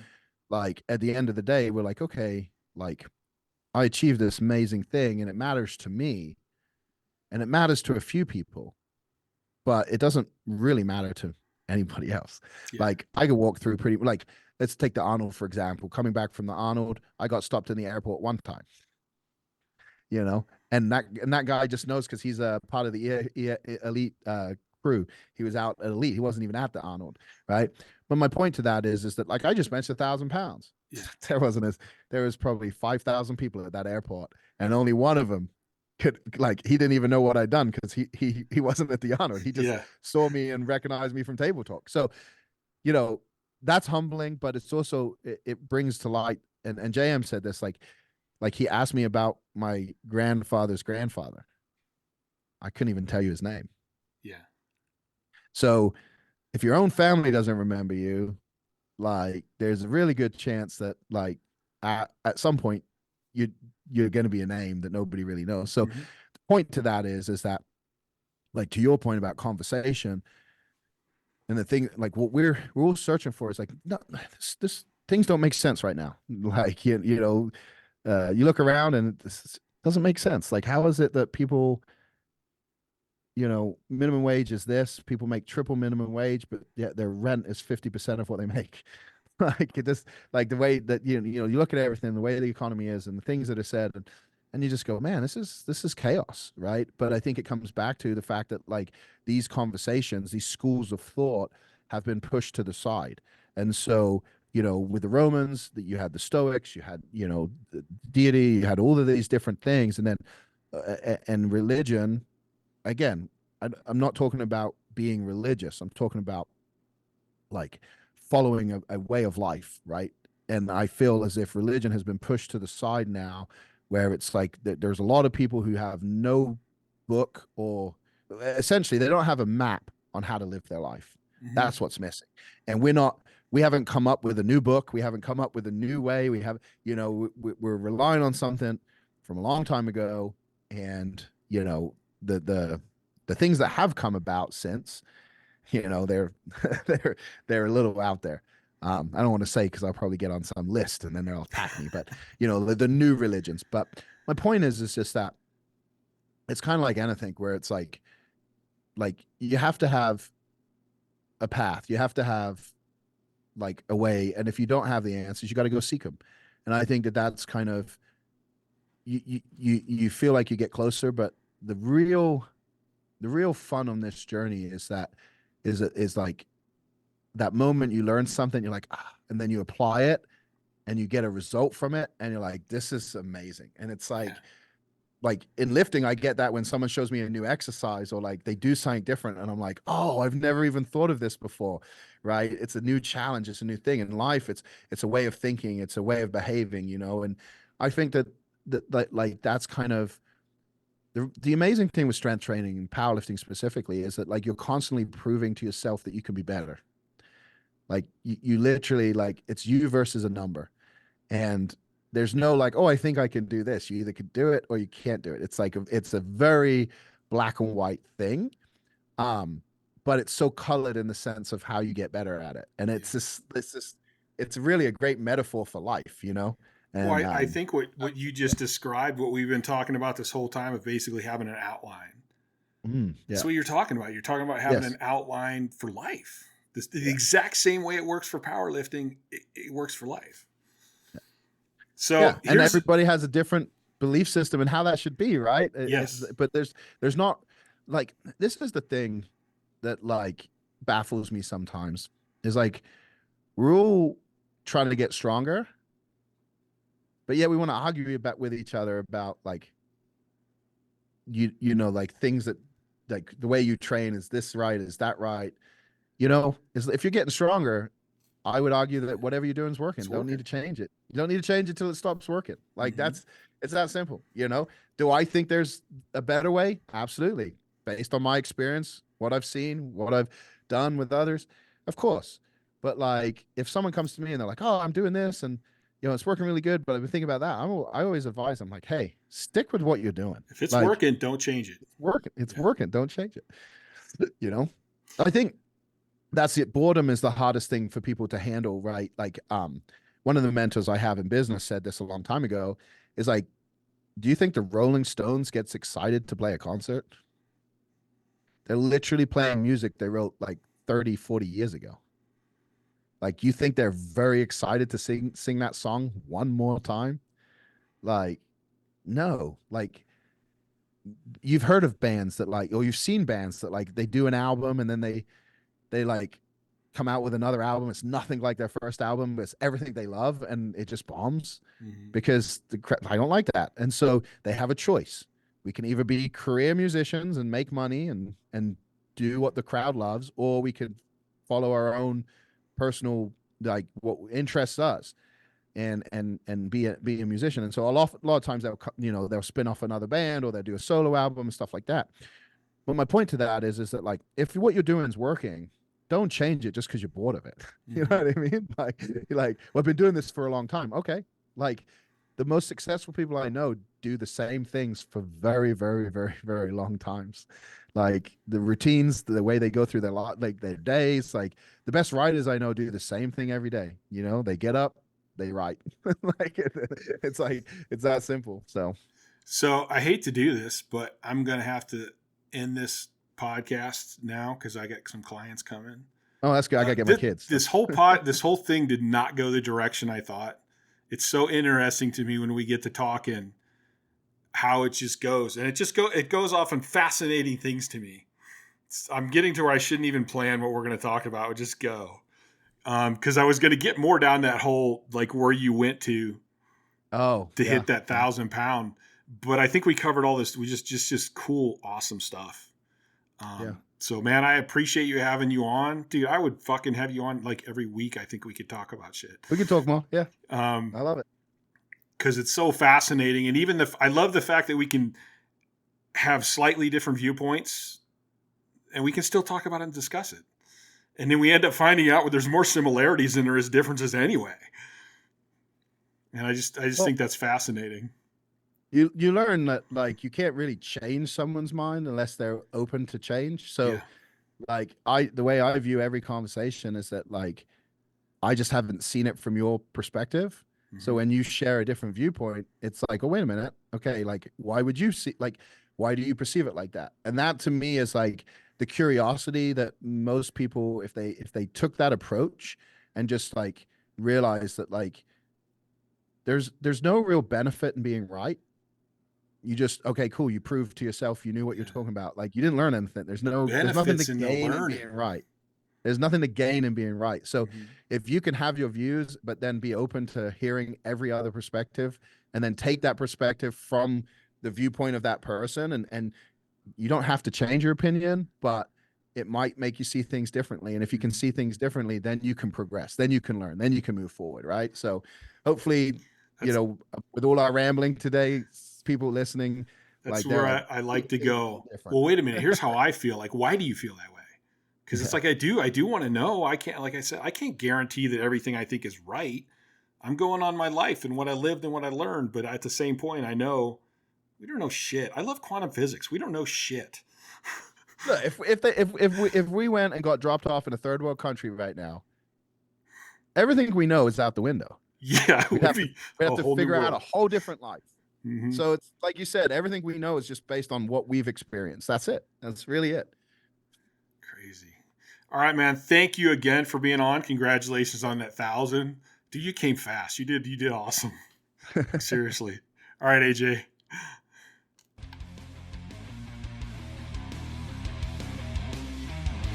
Thanks for listening to the Courage Barbell Unlimited podcast.